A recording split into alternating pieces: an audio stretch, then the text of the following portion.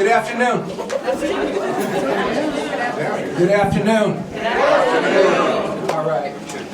So welcome to Boston College Law School.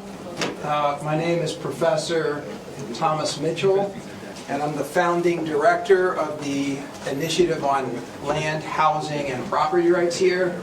In addition to the teaching I do here in property, trust and estates, I teach a course on legislative and public policy advocacy as well, and my other half of my job responsibilities. So the initiative, I came here in fall of 2022 after serving at a few other law schools around the country to specifically found this initiative, right? And so this is our 4th annual conference. I saw my good friend Tony Pickett up here front, and he said, wow, like you seem like you're not stressed, like in this, and the story I told Tony was that in our first year, I had one hire who started in the November of 2022, he made her in a second, and then a second hire in February. We had a conference planned for March. And part of the reason we had this conference is, as you're going to see, we do a number of things in the initiative, but a significant percentage of some of the things we do are not the standard things a tenure track or tenured professor does. And after a few months here, my colleagues were like, oh, it's so great to have you. And then it was followed sometimes by the second sentence of like, what are you doing exactly? And I just told our initial staff, I said, I got to have a conference, like internally, so my colleagues actually see something that looks like what a normal professor does, and we'll invite some academics, and I'll be legitimized. But trying to put together a conference, we put it together in 2.5 months, sent out an Eventbrite like a month before, and I was really just trying to check a box. If 40 people showed up, I would have been thrilled. 305 people showed up, which kind of stressed us out a little bit. So then I tried to course correct our second year, and it's like, no, and the theme the first year, because I thought maybe we could get 50 people, was reparations, land loss, and housing policies. Trying to make a big tent, so we get a few people from here, a few people from there, maybe we get 40, 50. So I was like, okay, that was a problem. Course correct, we got to make it a lot more discreet. So second year was heirs, property, and the racial wealth gap. Thinking, okay, I do some heirs property work, some people know about that, there's some interest. Maybe we get 140, that'll be manageable. And then 407 people showed up from 25 states. And it was fun, it was wonderful. Didn't sleep for 3 weeks, and so then, that's when we started capping it last year. But the key thing to Tony's question is, I was able to hire staff in the last year to supplement our little team. And so this year, we collectively came up with a theme, right? We had a little process. And then I told them, make it happen. Consult me like every once in a while, if you have to. And so I've gotten more sleep in the last few weeks, and I appreciate staff. So let me tell you a little bit about the initiative, see if this works. All right, so the theme. I'm just incredibly happy by the panelists and keynote speakers we have. Many of whom the staff identified because they have awesome and different expertise than I have. So obviously in the next day and a half you'll see that unfold. Okay, so this was a little graphic I just saw yesterday for the first time that my staff put together, showing our growth. Not sure who that person is supposed to be in November 2022. But anyway, apparently I went through several iterations because initially they were grouchy faces or something, not reflecting my true self. And this is where we are today. And so you're going to see that the initiative has what I refer to as 4 pillars. I should thank our major funders who have made our staff hiring and the other work, including this conference, possible. So I've just got to give a shout out to JP Morgan Chase, Robert Wood Johnson, and Harvard's Harvard and the Legacy of Slavery initiative that are our major donors. We have some minor donors that we'll mention at some other point. All right, so these are the 4 pillars of our initiative, right? And some of this in my prior schools I was at, I kind of did a little bit of a lot of these things, always on the side, no resources, just because I thought it was a good thing to do. One of the things was on some important land and housing and some community development issues that tend to be underdeveloped, under-theorized, not given the attention they need. Sometimes that's resulted in a small pipeline of law students turned lawyers who can do this work. And so I've always wanted to train that next cadre of lawyers, kind of raise their awareness in law school about some of these issues, give them substantive training in terms of like some of their coursework, and then try to give them experiential learning. So we do that in terms of, we've established a curricular concentration called Real Estate and Community Development Law. It's just the second curricular concentration our law school here has ever had. We sponsor externships for our students with a variety of organizations, from legal aid to, we have one of our partners, the National Consumer Law Center. We have one with the Massachusetts Association of Realtors, and like 2 or 3 additional ones. We host throughout the year for our students and faculty and members of the public. We have various panels and workshops on like a whole range of land, housing, community development. It's been awesome, in Massachusetts we've had panels on the MBTA law. We've had panels on community land trusts and a lot of things internally, but we've always had some good student attendance at those. And then we teach an undergraduate class, thinking of that pipeline again, like the sooner we can start in terms of raising awareness, the better. And so you see that's the undergraduate class we teach on the main campus. But then we have the next thing is that we have, and all of these things are related, we have what I call the Legislative and Policy Laboratory. And this is very much kind of, they work hand in glove with our research team. But the idea is, we both want to research issues that need further research, and a variety of research in terms of whether it's empirical or kind of legal. But at least some of that research we want to be policy relevant, but then we actually want to do stuff on the legal reform and policy side. So with my policy team, I'm like, we're going into the laboratory and we're developing new ideas, new products, new kind of policy solutions and reforms. And so, one of the mainstays is something called the Uniform Partition of Heirs Property Act. It's a model state statute that I served as the principal drafter for. Somehow 24 states, the District of Columbia and the U.S. Virgin Islands so far have enacted it into law. And we have bills in right now, active bills in 3 states, including Massachusetts, Rhode Island, and Kentucky.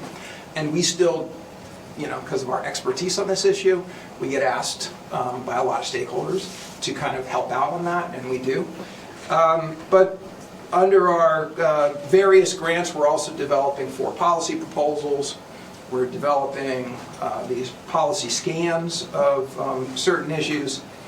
And we try to then assist a range of stakeholders where we're, kind of like in the background providing technical assistance or other assistance, but whatever the stakeholder is, for example, like one of our projects, National Consumer Law Center, they're kind of driving the bus, right? And then we've also created, I think last year was the first time, a law and policy internship for a student who spends the summer. And I think we're actually not just going to restrict it to the summer, kind of going forward. Okay, then in terms of our research team, and I say our policy team right now has two people, and you'll meet them in a second. Let me actually just do that.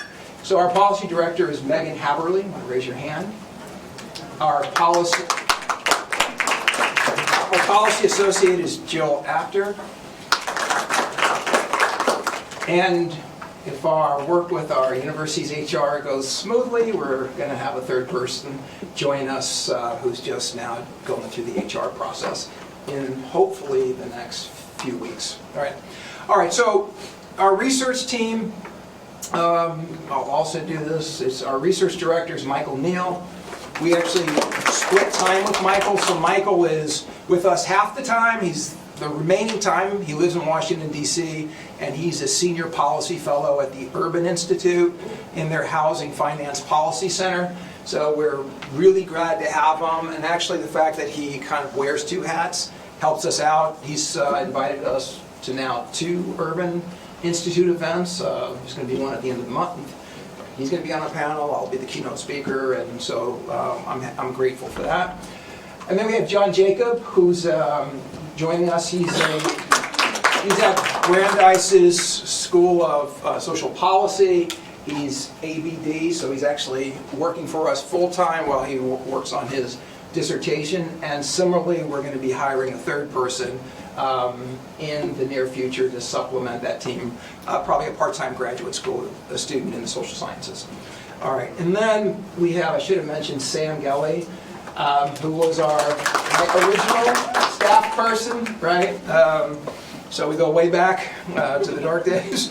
But Sam's, you guys have probably interacted with Sam more than anybody else. She's great. All right. And so with our research program, we're producing scholarship where they help out in terms of our annual conference. In the every other year, we have an event for leading property and housing scholars. It's like a workshop where people are workshopping their papers that we sponsor. And we're also there diversifying. They're just established our blog with our first post being posted soon, I think. Is that right? And the last thing we have, the other arm is our, I think of it as our community engagement team. So you're going to learn, we're doing work right now in the Boston and Cambridge area with prospective first-time homeowners and other disadvantaged homeowners in terms of trying to help them sustain their home ownership by having an estate plan that they don't have right now. And we're also, you're going to find out tomorrow that we're also doing a community event. Well, I'll talk tomorrow about a community event we're going to be doing in Roxbury in April. All right, so I think with that, I just wanted to give you that broad overview. And as I indicated, my staff put together 95% of the conference. So we're going to then turn it over to we have an opening roundtable, right? And so are all the roundtable participants? Okay, awesome. And is Kimberly? Right, great. Okay, so I'm going to let you guys take over. I'm just going to exit stage left.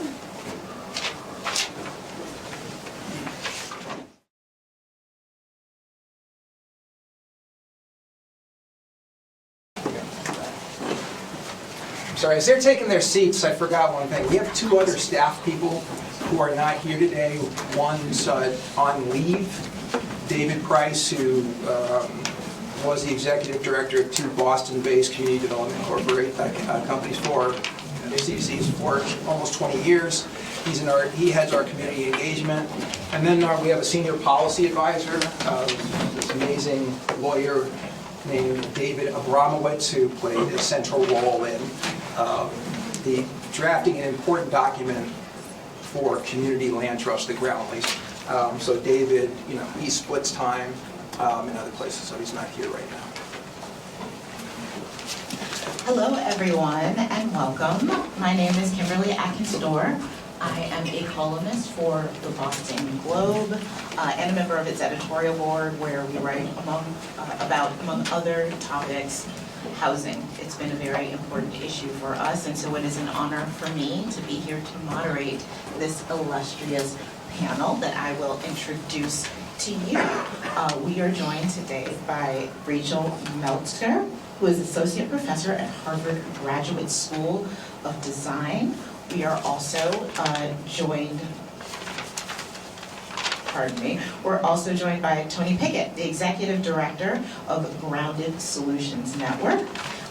Also with us is Ingrid Gould-Ellen, Faculty Director of the Furman Center at New York University. And last but certainly not least, Margaret Moran, who is Deputy Executive Director of Planning and Development at Cambridge Housing Authority.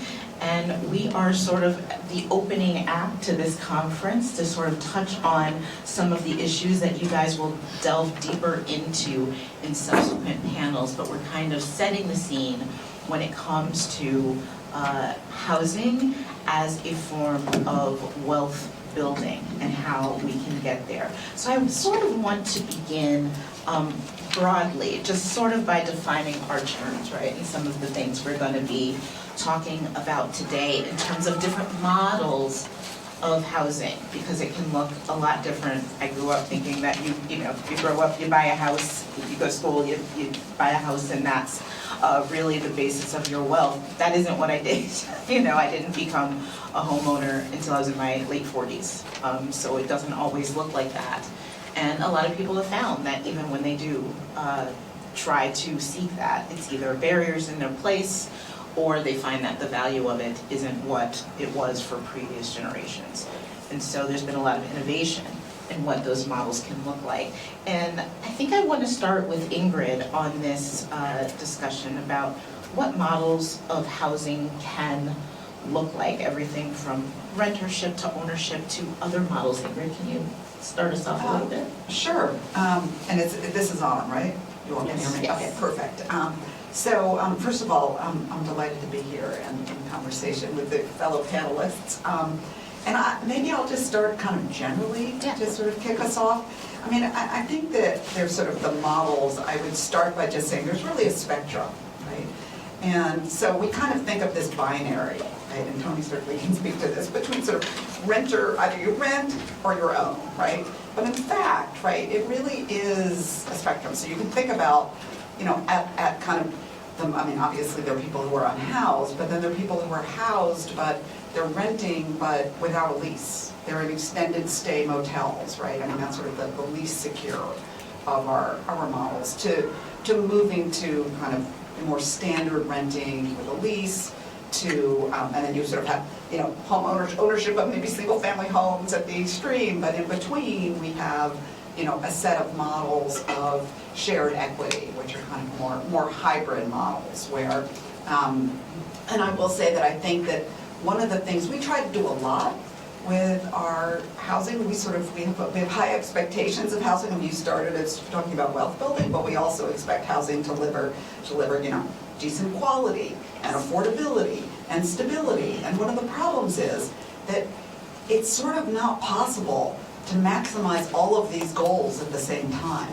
And again, I don't want to, Tony can speak to this better than I can, but if you allow people to just fully own not only their home but their land and to sort of extract all of the appreciation, then you have the problem of, well, what about the next generation of buyers, right? When the students who are here today, when you go out on the market and try to buy, well, the prices have escalated. And so are there ways, I think the key question is sort of what kind of models can we develop that can kind of give you the best of both worlds, right? There's also a dark side of homeownership, and then it actually can lock you in, especially when you think about financing, right?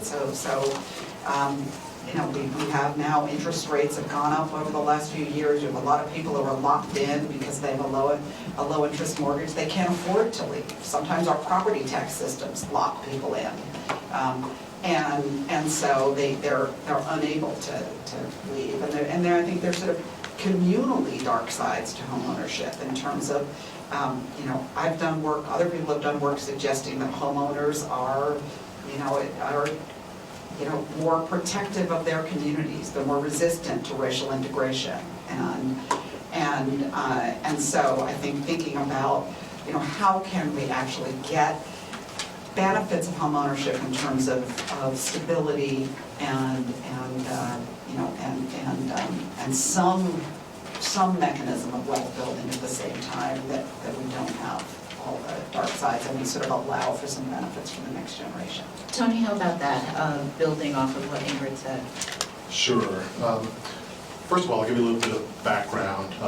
I'm the CEO of what's called the Grounded Solutions Network. We're a national nonprofit organization, and our mission is to cultivate communities that are equitable and inclusive. And the most important part of the mission says that we do that by achieving housing affordability that lasts for generations. That's exactly what you're talking about, Ingrid. And there are various ways that we do it. We have right now just about 300 members scattered all across the country. Those are nonprofits like Community Land Trusts, one type of model, separating ownership of the land from the actual home itself to reduce the overall cost and also give some control to the nonprofit of what happens in the event of the resale of the home. And the home is actually resale restricted. So the buyer actually gets a mortgage. It's subsidized down to a point that they can afford, but the buyer is not allowed to sell that home for all of the equity that accrues in it. So they cannot take all of that out, extract it out, and go on. When you do that in the regular market rate scenario, again on the housing spectrum, that's great for one family, but you still have this challenge of needing affordability for a future family that comes along. So we limit the amount of equity in the community land trust model that a seller is allowed to take out of the home, and that keeps it affordable. We don't take it out of the deal. It stays in the same home and makes it affordable for the next family who comes along to buy it, who agrees to the same type of restriction. And that usually, it varies. There's different ways to do it. You can tie it to cost of living index. You can set a percentage of annual increase in terms of the amount of equity that they're allowed to take out, but usually that comes out to no more than 25% overall.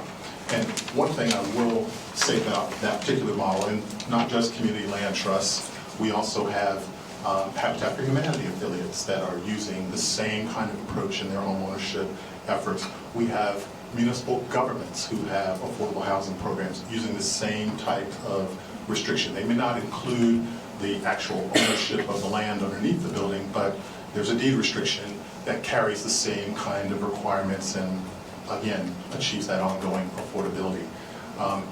We also have limited equity cooperatives, not to be confused with those high-end luxury co-ops in places like New York City and San Francisco, but keeping those ownership options affordable for multiple families at a time is, again, part of our network and the members that we serve.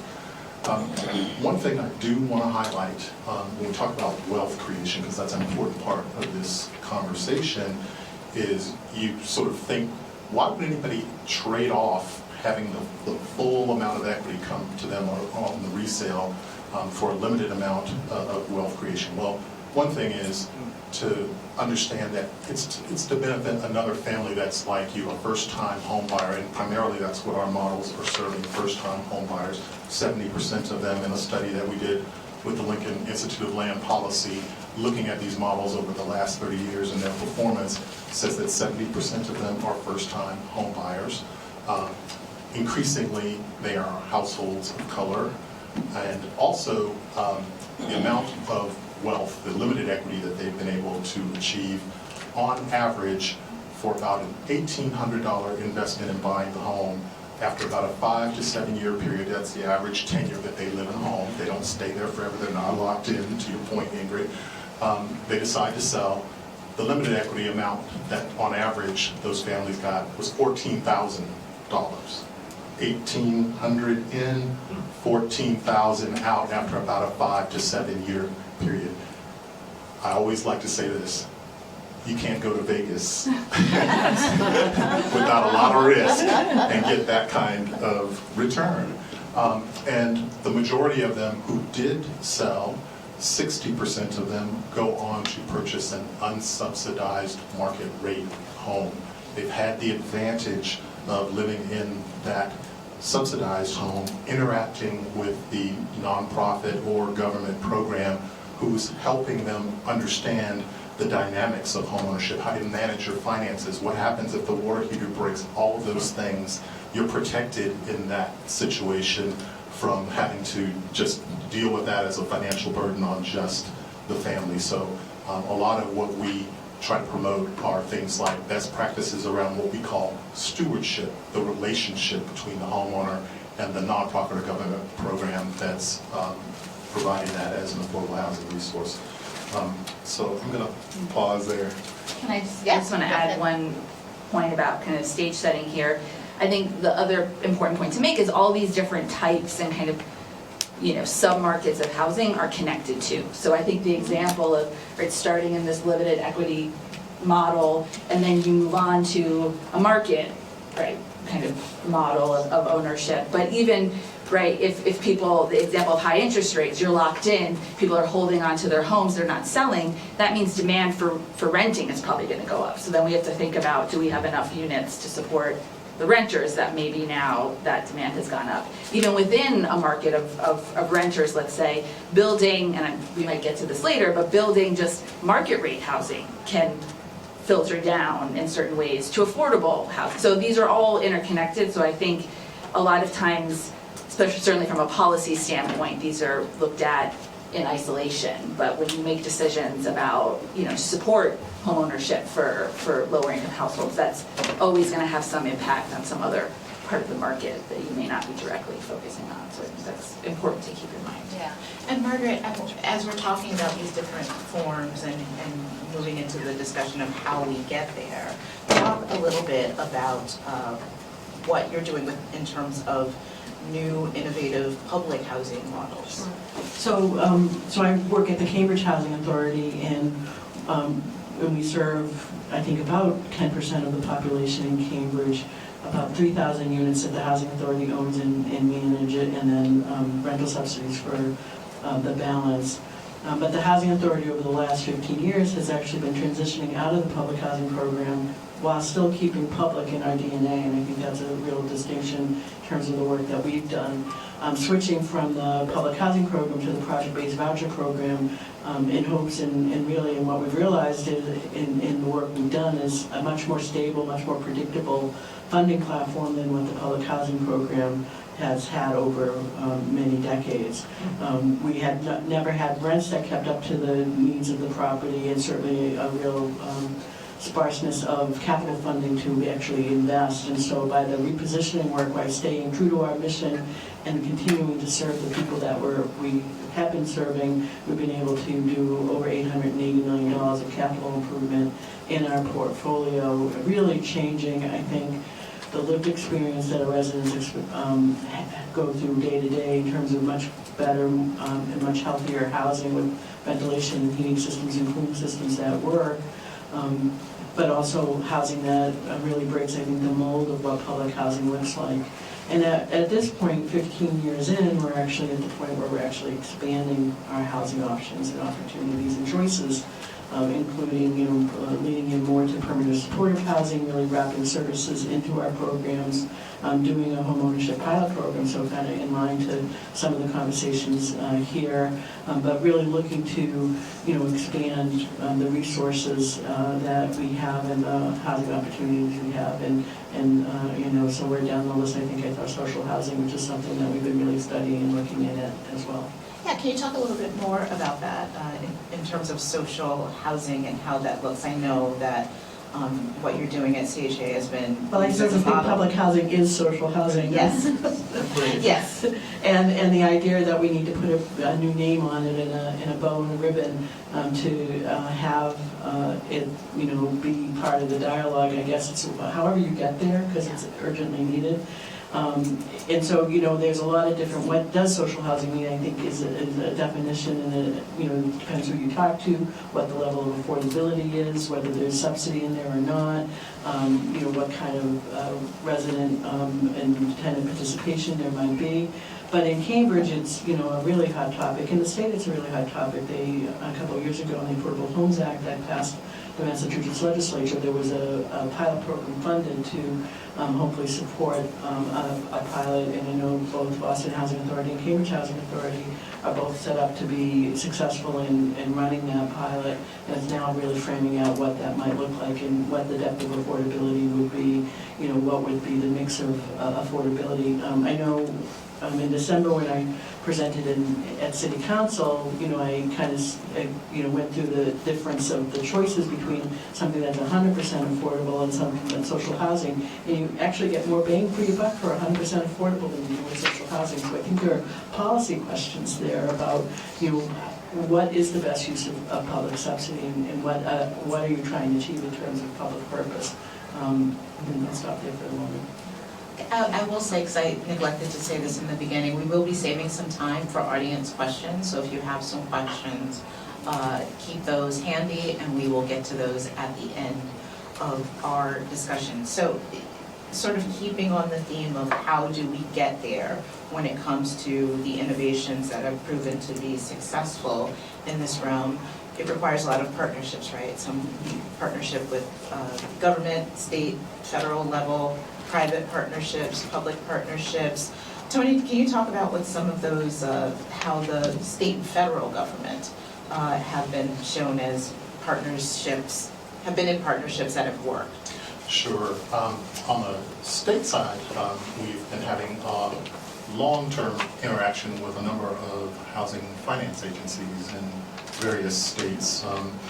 Some, for example, like in Vermont, the State Housing Finance Agency there, they adopted permanent affordability some years back, maybe 20 years ago, when Bernie Sanders was the mayor of Burlington, Vermont, and there was a big push to say, how are we going to ensure that if we're going to make public investment, that ongoing affordability results? And so they landed on this shared equity approach, and so the state actually devotes their resources, a percentage of them, to creating permanent affordability, both on the rental and on the single-family for sale side.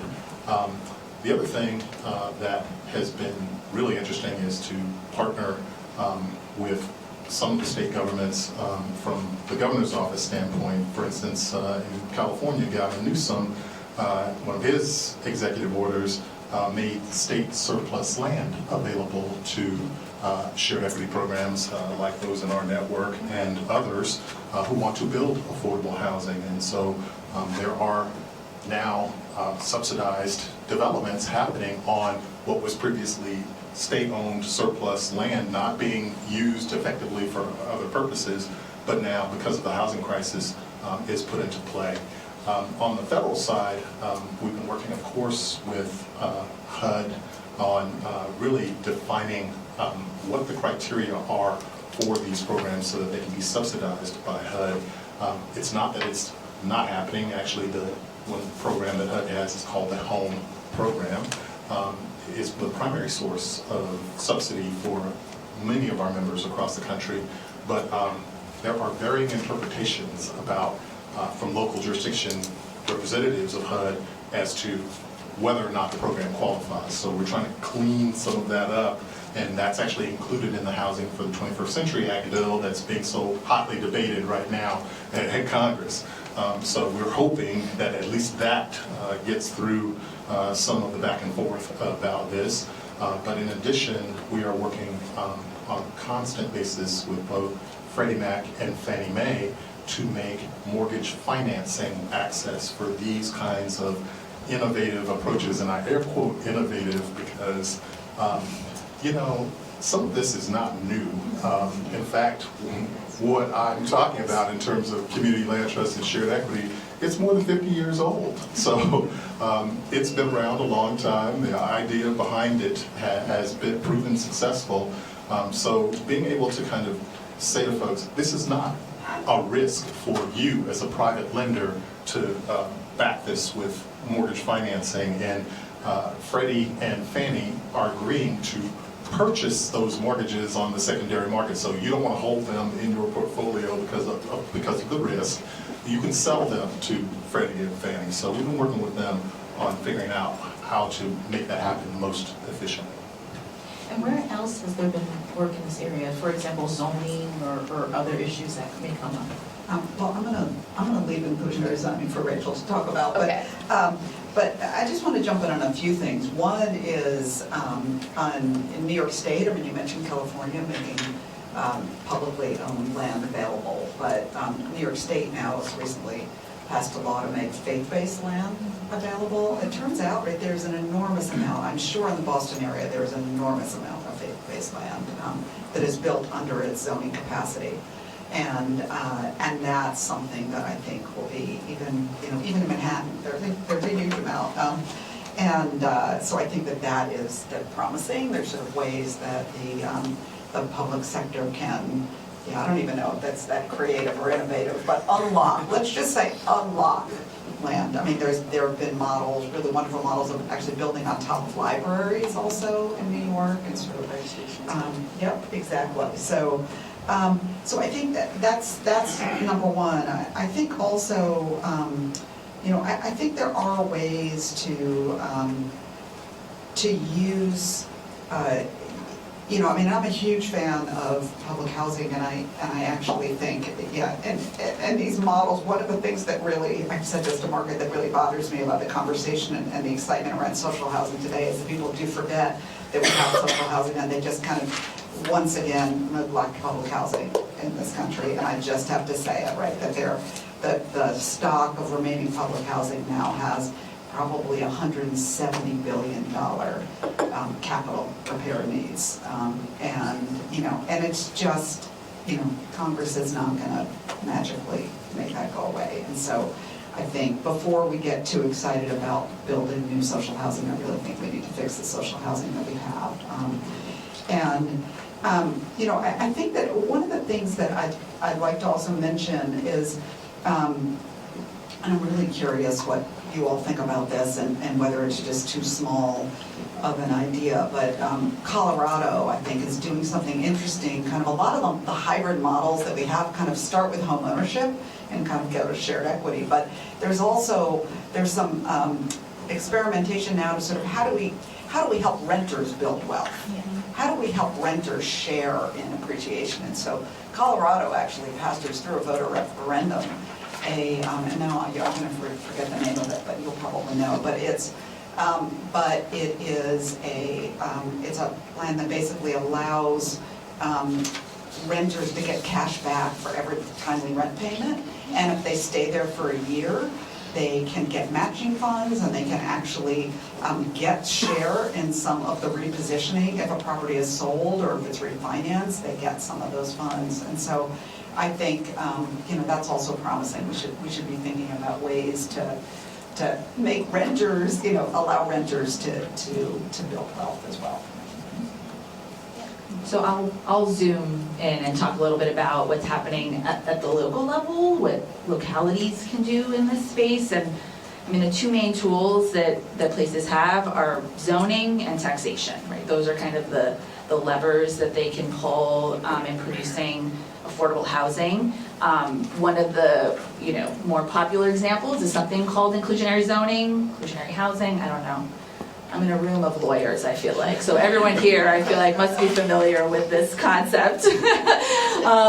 Because, it's certainly gotten a lot of attention in the legal space, and, more and more empirical work trying to understand how this policy program regulation interacts with markets, because that's always the question, right, when you impose these kinds of requirements or options. And the idea there is, for those who aren't familiar, is through the zoning code, and what it's doing is there's different versions of it, and actually one of its main assets is that it's quite flexible, right? This has been kind of the selling point. It can be tailored to a lot of different settings, a lot of different versions. It can be designed in a way that's voluntary. Most places are moving more towards a mandatory kind of regime, and what it means is that when there's development that happens, usually this is accompanied by some upzoning, so some increase in density. And with that increase in density, you are required or incentivized, depending on how it's set up, to produce some share of affordable units within a bigger development that's otherwise market rate. And so this is an effective tool for cities because they can design these programs on their own, right? They don't have to go to the state. These are, they have to go through their own local political and regulatory processes, but this is a powerful tool for cities to have. There's also, through just the kind of taxation regimes, ways to introduce things like property tax abatements or exemptions that filter in, kind of reduce the cost of housing through those more operating costs. And those have been used effectively. I think if people have questions, more specific questions about these programs, happy to answer them. But I think the point with these interventions is, right, local authority, flexibility, which is really useful for cities, really useful lever for them to pull, meaning that it's a touch point, right, where the public sector interacts with the private sector usually. And so it's a moment where the public sector can make an ask or mandate something, right? If you are going to get X increase in density to do market rate development, we're gonna ask for something back for the broader kind of community, of whether it's affordable housing. This model has been used to get community space. I mean, there's lots of interesting ways it can be adapted to create these socially beneficial goods, right, or developments. I think the biggest challenge here is scale. If you look at the numbers, right, a program like LIHTC, which we haven't talked about, the low-income housing tax credit, right, is producing, hundreds of thousands of affordable housing units. And an inclusionary zoning program is maybe, in most places, maybe less than 100 units, much less than 100 units a year. I think the Boston program to date, I wrote this down, right, has maybe produced a few thousand units. It started in the year 2000. So these are not gonna solve our housing problem, but they're one of many tools that we should definitely be leveraging, but I think the mistake is often to think that this is gonna be kind of the silver bullet, and it really just does not have the capacity to produce at scale. A lot of the programs that have been mentioned you need resources. A lot of this is just about the order of magnitude of investment that's needed, and that's not going to come from a local setting. Even the state is probably it's really the federal government that has the coffers to support that. So Cambridge has over 1,000 inclusionary zoning units, and what the reality is those units aren't affordable unless you have a Section 8 subsidy. Yeah, right. You have to layer on a lot. You end up having to have two forms of affordable housing really to support one. And then for the folks who do use it as a platform to move ahead, as soon as they become over 80% of your median income, you get a year's of grace and then you're kicked out. Yeah. And that's been a real struggle for folks. Yeah. And then, they've done a number of customer satisfaction surveys, and residents don't feel welcome in the market rate units, or they feel treated differently than You mean in the integrated projects? Yeah. In the mixed income, at least in Cambridge experience. Yeah. But I did want to lean into some of the uniqueness of what's happening in Cambridge around land reform. Because 5 years ago, the City Council voted an affordable housing overlay that allowed 100% affordable housing developments to be able to move forward as of right with zoning, with a lot greater density than what was able to be done under base zoning. And that really was a game changer, and I think we have 1,000 units in the pipeline of affordable units between us and the nonprofits in Cambridge, and we have units coming out of the ground right now. And that was a really really incredible tool, allowing us to actually compete with the private developers who would be selling the properties for much higher, so that we could actually afford to compete and buy land or buildings doing so. More recently, they passed a multifamily zoning, which opened up all parts of Cambridge to multifamily, because there were big swaths, figure out where the red line was, and you couldn't do multifamily in Cambridge in those neighborhoods. But now, as of right, you can, on any lot that's over 5,000 square feet, build a 4-story building. And if you do inclusionary zoning, you can actually bring it up to 6 stories. And you have a site that used to be able to support 3 to 4 units, now can support 40 units. And I think that's really a huge difference. And then the last thing second to last thing they did was they got rid of parking minimums. So that really is another tool that really helps pencil out the deal.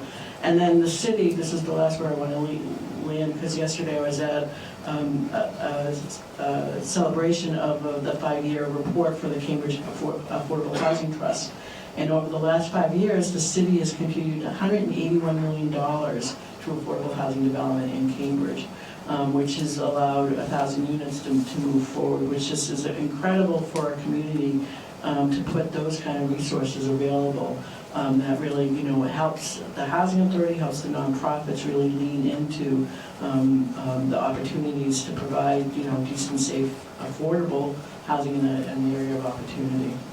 So Tony, I know you do a lot of work in terms of scaling up. How do you, I don't want to use the word innovation, how do you scale up the unlocking of these housing opportunities? Yeah, I want to answer that and sort of give a little preamble. I just want to throw a little caution on the low-income housing tax credit reliance.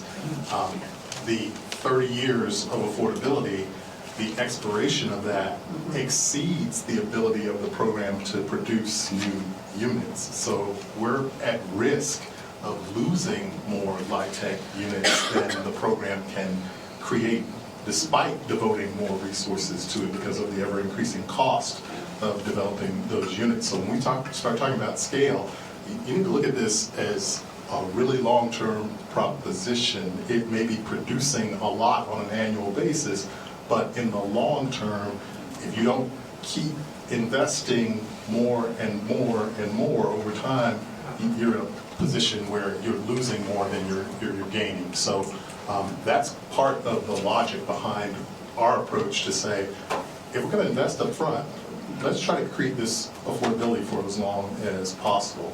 On the innovation side, and on that point, I believe we need to be more effective partners with the private sector. There's been this dynamic of us versus them for a long time. We need to get over that. We need them to be working with us to reconfigure parts of this housing system so that average people can benefit. That's part of the dynamic that prevents us from really making, I think, progress in terms of solving some of our housing challenges, is because a large part of the sector on the private for-profit side is treated as if they're the enemy by those of us who are trying to innovate.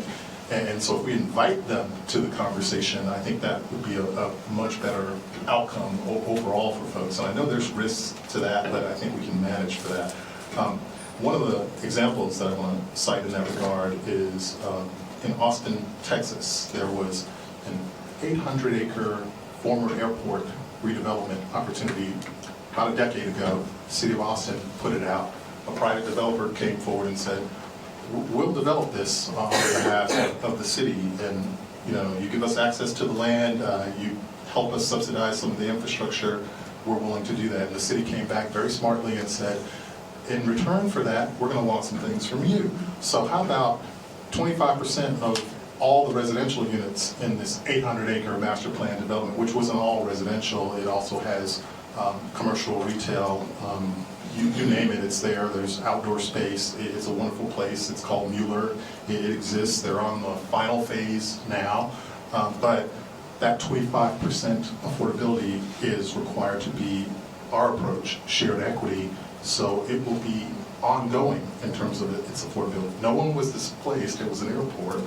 And today there are almost 700 single-family homes that are affordable, and about double that number in terms of multifamily rental units that are permanently affordable, which otherwise would not have happened without that kind of partnership. And that affordability is stewarded not by the for-profit developer, but by a non-profit entity that is part of our network. The city said, we're not set up to do that. The private developer said, we're not either.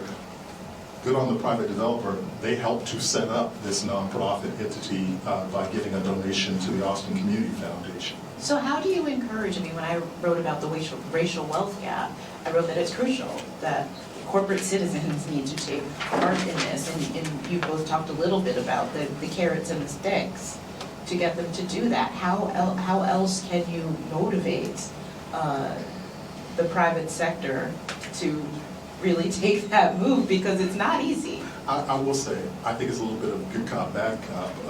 Some pressure brought to bear helps, along with somebody saying, hey, let's be reasonable, let's compromise. Political will, I think that is a key piece of the equation here, educating folks enough to be able to say, here are your bargaining chips, and let's go into this understanding what we're after in terms of an outcome, and not simply be told that it's financially infeasible as the argument that is supposed to stop us from demanding these things. On the other hand, right, you also can be, you can demand too much, Yes. right? You can demand too much. You can demand, 100% affordability and no subsidy, right? Then nothing's going to get built. So I think that the key is, being, I think that the regulators really need to be educated in terms of sort of how, understanding how far they can push the boundaries on the finance, how much they can ask for.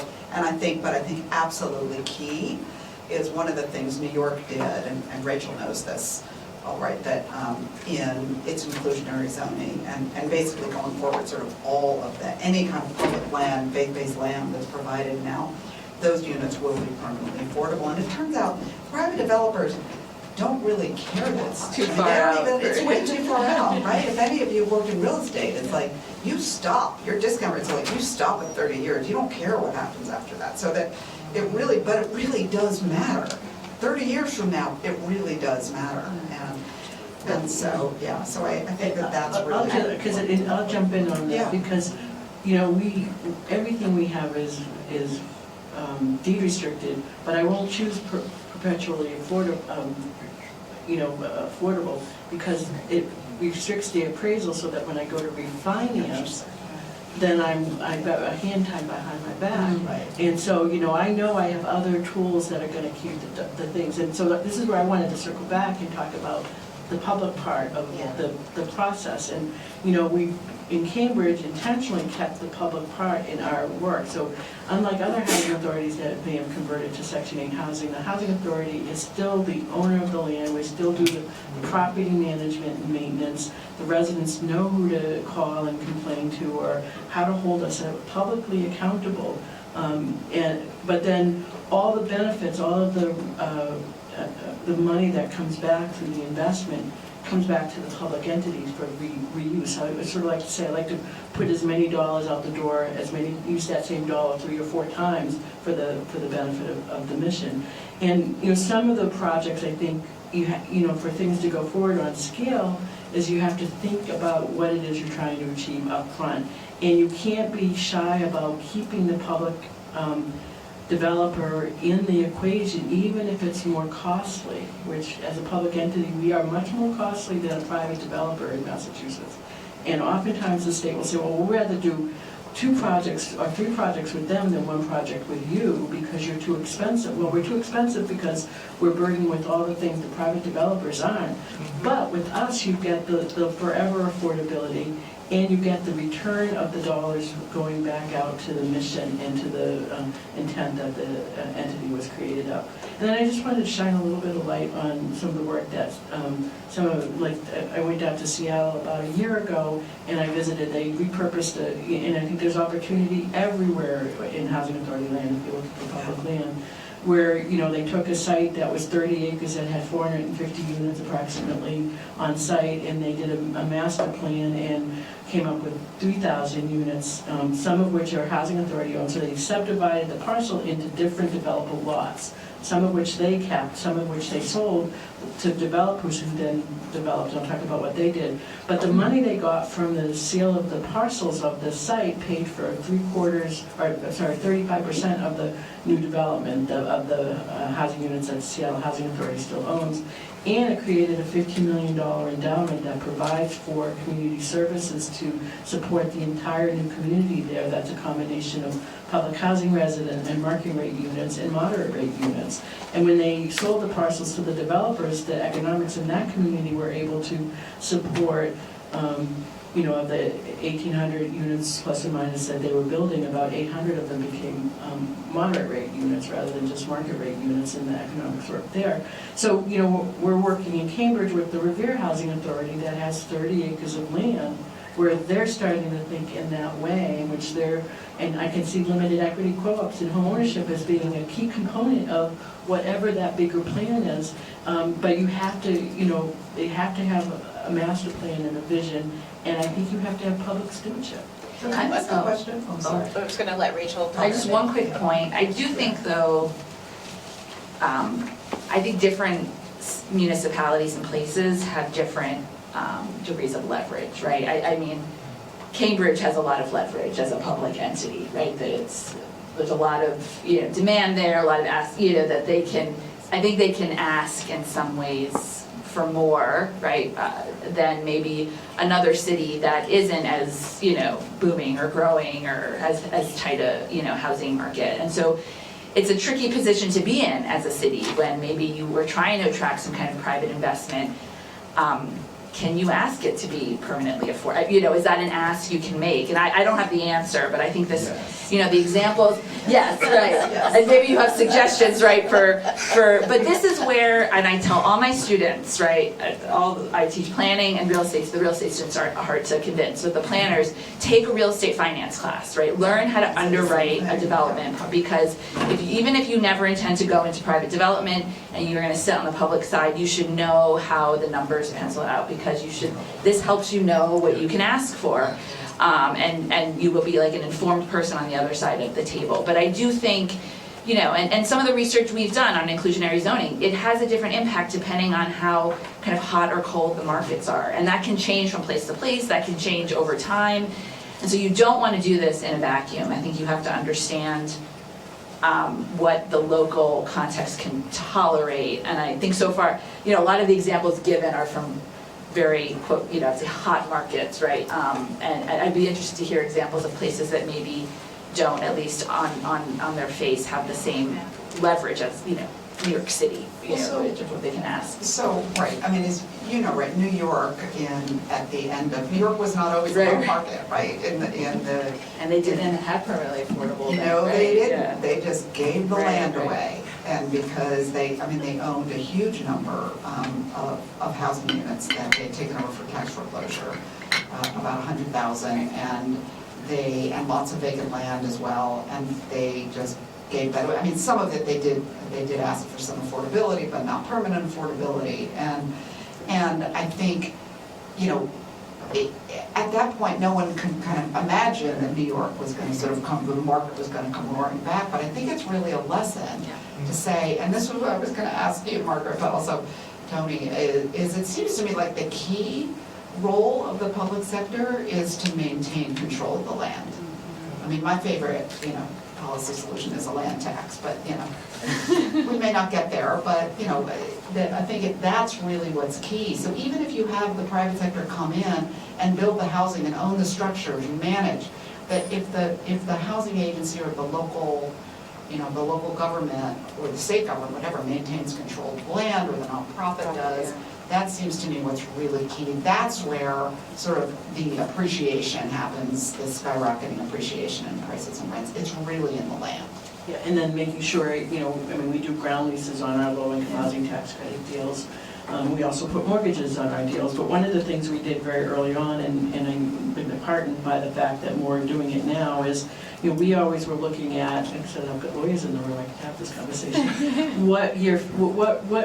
how the property would come back to the housing authority, because our goal is the property comes back into our control, 100%.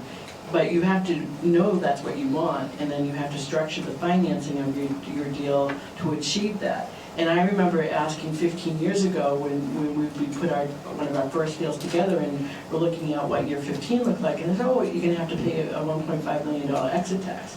And I'm thinking I don't have $1.5 million. now, how am I gonna, I do now, but then I had no idea how the housing authority would come up with $1.5 million, and how would we scale that when we had multiple developments. And so we actually ripped up the deal 6 weeks before closing and eliminated that, because our goal as an agency was to get the buildings back, take advantage. I mean, we talked about, leaning into private dollars. That's the only tool we have right now to access any meaningful money to invest in public housing. So, that's driven our program in Cambridge. We've got over $400 million of tax credit equity in our properties. But we also have set up our deals by making those long-term, looking long-term and like, all right, how are we going to get them back? And it's that being publicly driven to do that and feeling that stewardship and responsibility to the people that we serve. So I want to talk about shocks, unanticipated things that can happen, how you can design to respond to and anticipate those. I want to start with Rachel and, talk about everything from climate events to dips in the market. How do you build in that sort of resilience in that? I know climate is an increasing issue. I wrote an editorial for the Globe about climate havens.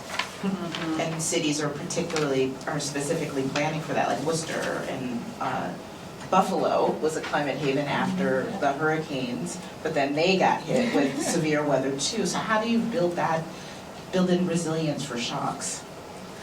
Right, this could be a whole other panel. But just tying it to, the theme of, these different types or tenures of housing. And this is actually, I'm interested to hear what others have to say, because I think the assumption is that ownership is, right, a tool for wealth building, but it's also a way to stabilize, right, and to be able to weather those shocks more easily, whether it is a climate event or, I think of gentrification as a shock to a community. And so I don't know though, right, in the case of climate, actually in this, I was just watching another panel where it was more from the angle of insurance, which is an important piece of this, and I don't think we want to even try to tackle that right now, but that's tricky. If you own your home and you get hit by a hurricane or extreme flooding, you're actually more vulnerable in some ways than a renter, right, who is not tied, talk about lock-in, right, you're tied to that asset, not just financially, but emotionally, there's a lot of ties to that, and if it gets damaged and destroyed, now your ability to rebuild will depend on the resources and insurance, but you can't just walk away. If you're a renter, you're actually much more mobile, and yes, no one, going through that is not pleasant for anyone, but there's a different, degree of investment there. So I do think we need to think about that, and when people do decide on ownership, this should be part of the conversation. Ingrid and I have done some research on this, and we find that in areas that get hit hard by storms, we're looking at Hurricane Sandy, there's some nuance here. We actually look at whether you're inside the flood zone or not, but the prices go down, right? So the value of your home actually can go down after these events. It can rebound, it rebounds in certain cases, but if this is an really unanticipated shock, economics would say prices should go down, and that means the value of that asset goes down. Particularly in the lower income. And we see it particularly in lower income, in lower areas. So the other thing we see though is, so what that does, one side of the story is we do see some shift in people opting in or buying into these communities because prices are lower. So one story is, I can maybe afford a home in a neighborhood I couldn't before. But what you're also taking on is inevitably the future, right, risk of flooding. So information here is really important, right, when we think about ownership, and I know part of these being prepared to be an owner is not just caring for the home, but understanding what it means to invest in that place. It comes with it all the place-based shocks, and that means you're responsible for coming out of those as well. And that can really affect, and beyond environmental, as you noted, gentrification is a big one. I live in Washington, D.C. That's something that's we've been dealing with a lot there. Even the market, after 2008, it didn't really impact everyone the same way, but my parents lost like something like 60% of the value of their home after that. And that for me, when I said I didn't buy a home until very late, that was one thing. It's like, oh wait, do I want to buy a home? That's not the investment that I thought it was going to be. So, Yeah, and if values go up also, just often your property taxes will go up Yes, with that. So that exactly. is then an added burden of maybe you're benefiting from an increase in value of that asset, but often, especially if there's not income, if the owners are not earning income, they're older, that's a shock, right? You have to now take on the cost of carrying that additional tax. So how do you build that into these plans to ensure that this is a Yeah. stable? Again, one of the things that just leaps into my mind, the Maui wildfire in Hawaii, Yeah. devastating. The aftermath of that, I don't think people paid attention.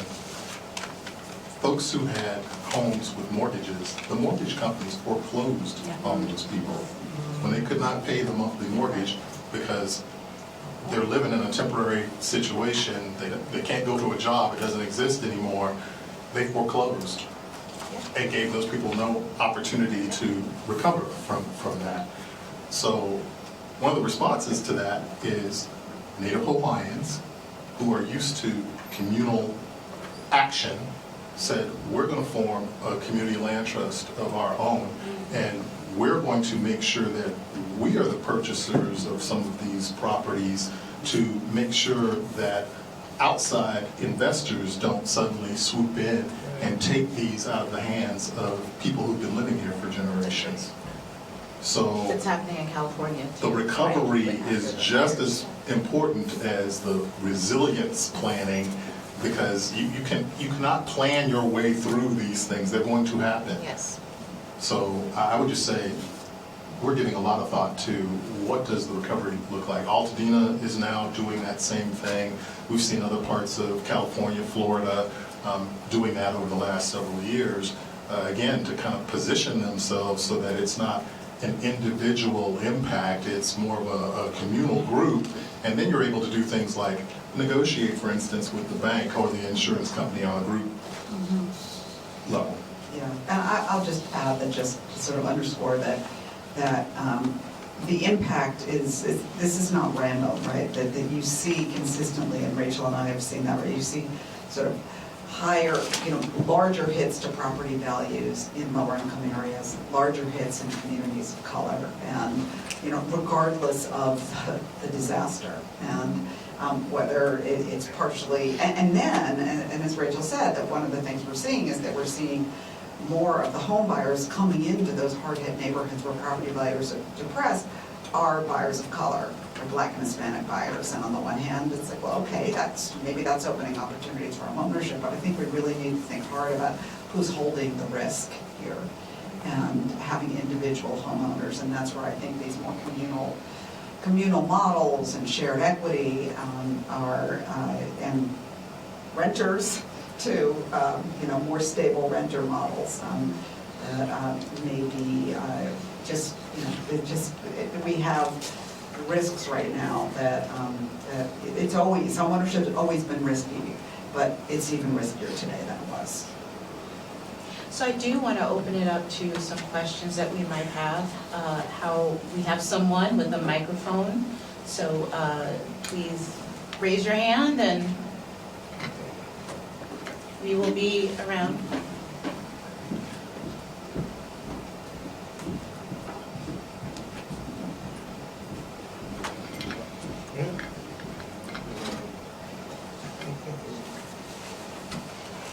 Thank you for this very interesting conversation. My name is Namdi Jogwe. I am a PhD candidate in sociology at NYU and a Harvard Law graduate, so that's just the lens of how I'm thinking about this, asking this. I was very interested in this inclusionary zoning conversation that y'all were having, particularly because that's my area of interest in my research. But I was wondering, how can localities navigate addressing different stakeholders during these? And as an example, a few examples, I'm thinking about one, developers who may be that's too much affordable housing, or in terms of building it, or for set-asides for inclusionary housing funds. or like NIMBYs that of course like don't want increased density or any affordable housing being built. Maybe activists that want it to be completely affordable, which I would be in favor of, but like maybe it economically is not feasible, or just like politicians, however side they may go for being slimy. Yeah, how about some of those barriers that there are to this work? I mean, I think in this, and not just inclusionary zoning, but I think at the local level, especially with regards to kind of land use reform, I do think, and New York City did this, there was a kind of neighborhood by neighborhood approach that they took when they updated their inclusionary zoning. And look, right, nothing, you're not gonna make everyone happy. I think, right, that's the first thing to understand. But I do think it did a few things, right? I mean, you're going into these communities that are gonna be most directly affected by this change and explicitly engaging with them. I think, I think in the New York case, I don't know, anyone would argue that they did that perfectly, but, at least there was this vision to go in neighborhood by neighborhood. And then the actual zoning ordinance, right, reflected each neighborhood. Now there's a citywide ordinance, but that was kind of the first iteration. And I don't know if anyone has like empirically studied, if that worked or not, but you can think of that as a reasonable approach with any of these zoning-based interventions, because it is so local, right? These housing markets are very local, each community is different, and so I think the more that you take this, at least in the planning stage, by neighborhood, you're more likely to be able to incorporate those different aspects. And the other thing I would say, again, I'll say it again, you should know how it will pencil out. I mean that, if you are going to be, you should be able to sit down.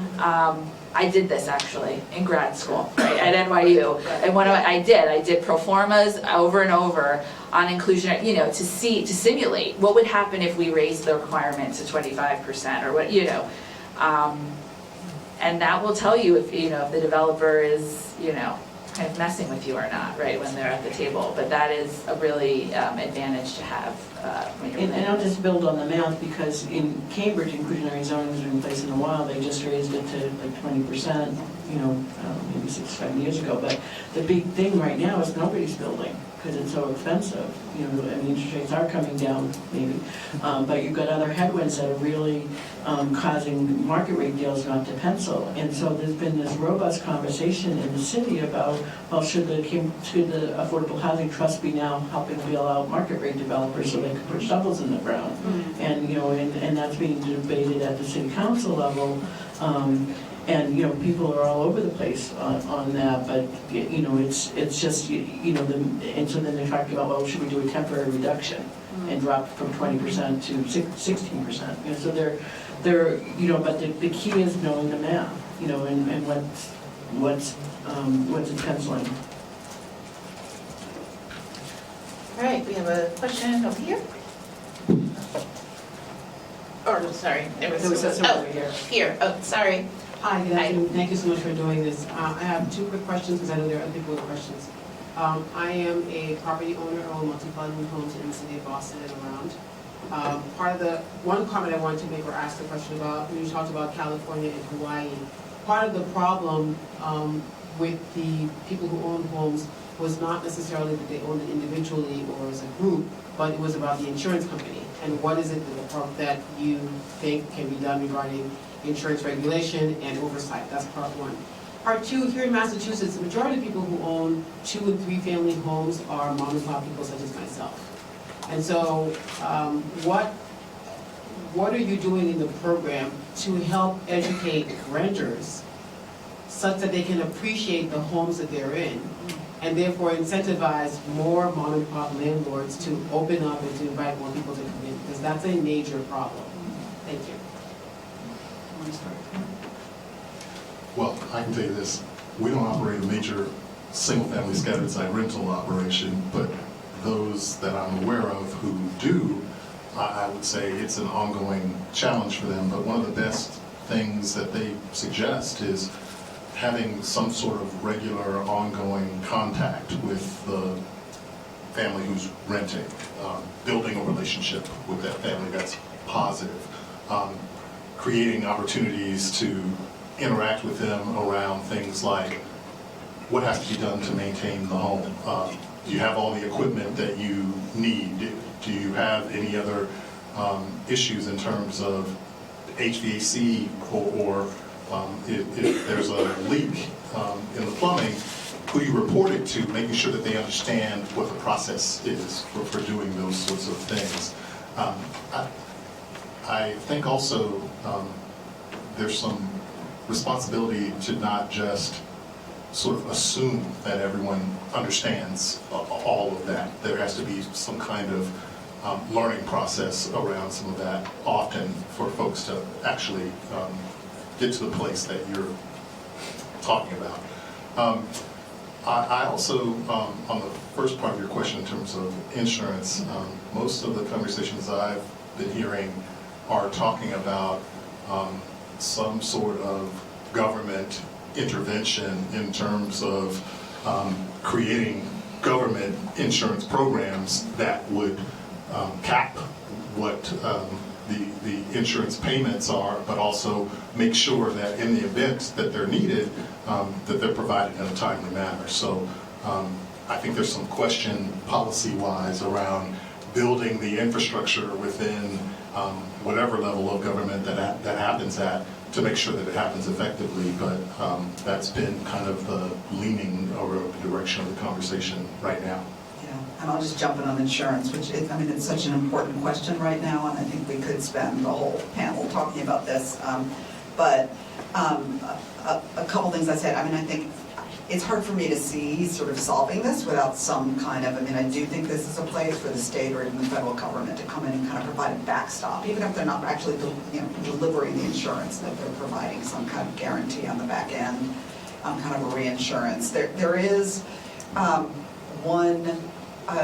in New York, there's a new a set of affordable housing developers are now establishing their own insurance collaborative, basically, to self-insure. And there's a group of nonprofits, housing nonprofits across the country. It's called there's a network called the Housing Partnership Network that has been self-insuring. They created an insurance captive, I want to say like 20 years ago. And you know, they haven't lost money, and they're charging lower premiums than these properties would get in the private sector. So I think thinking about different models. Our next question. Hi, I was recently doing research on the barriers to developing homeownership opportunities in areas where only rental units mostly get built. And one of the ideas that popped up was actually mixed tenure housing, where in a building that's mostly rental, you might have a few that are homeownership. I saw this done in Holyoke, actually, by their housing authority. Is this something you've come across, and do you find any pros and cons to it? I'm thinking how you would finance. I think the finance, again, it goes back to like the underwriting, I don't think it's obviously not impossible, but I think. I mean, you see communities like that in practice where you have condo buildings that a lot of right, that condos turn, are renting. or that they convert, I mean, you know, that rentals convert to condos over time. It can happen, but not anybody, yeah. Caroline Nagy, Americans for Financial Reform. I want to push back a little bit about the idea that renters are less impacted by disasters. A study of folks experiencing street homelessness in Chico a couple years after the Paradise fires actually found that about 30% of the folks who were living on the streets of Chico, California had been displaced by those fires and had previously been renters. There are worse things than like going from a homeowner to a renter, and that worst thing is becoming homeless, and that homelessness is a very major part of that. But my question actually was about consolidation in the home building industry. I know as a houser, like I kind of think, all right, you know, something happens over on the other side and the stuff gets built. But from what I understand, like we're not even building homes at the same level we were before the 2008 financial crisis, and there's been a lot of talk of antitrust, breaking up, you know, the home builders, and I'm curious if any of you have looked into that and can talk about that a little bit. Sorry, the thesis is that the consolidation of home building is suppressing the production of housing? Like there's too few and there's not enough home building finance. There's a little bit of research on this. You probably are familiar with it. I'm happy to talk to you about it afterwards. But there are a couple good papers suggesting actually that consolidation has slowed the pace of construction. So I can give you the sites afterwards. But I haven't done work on it personally. Hello, my name is Takia Jordan. I've done a little bit of all of this work, and in my last role supported hundreds of Habitat for Humanity affiliates actually on their land trusts, whether it's construction, management, technical assistance. One of the things that I learned that shocked me a bit was how resistant to financing mortgages the more traditional finance community is. Once the land trust is built, everything's in place, the families often can't get traditional mortgages. So we ended up doing a lot of mortgages ourselves. So, convoluted, but I guess the question related to this is how much innovation could we push for in the infrastructure around shared ownership to advance the model? I find that it's difficult to get financing. There's different legal frameworks in every state that impact how successful the model is. Underwriting is challenging. So it's just, I feel like there's a lot of education to do even within the ecosystem around shared ownership models in order to get it to function well, be a little easier to develop, easier to bring owners into, et cetera. So just wondering if any of you have an opinion about that or know what's happening. Is that work already happening? I can tell you what's already happening. I was alluding to it earlier in our work with Freddie and Fannie around access to shared equity mortgages. We've created a model ground lease so that that's standard across all the organizations that are using ground leases. We've also created a model deed restriction so that's standard across the organizations that are using the deed covenant approach.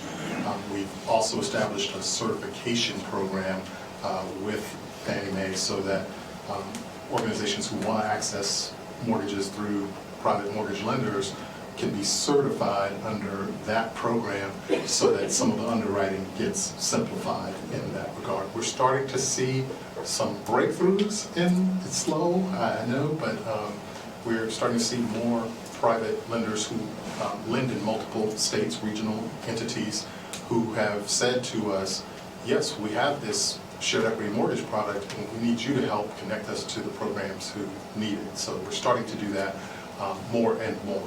But that is the intent behind some of the work that we've been doing over the last several years, is to solve that bottleneck that you're referring to, such that groups like Habitat affiliates don't have to create their own mortgage programs, but can then rely upon the private mortgage lenders as they should be able to do.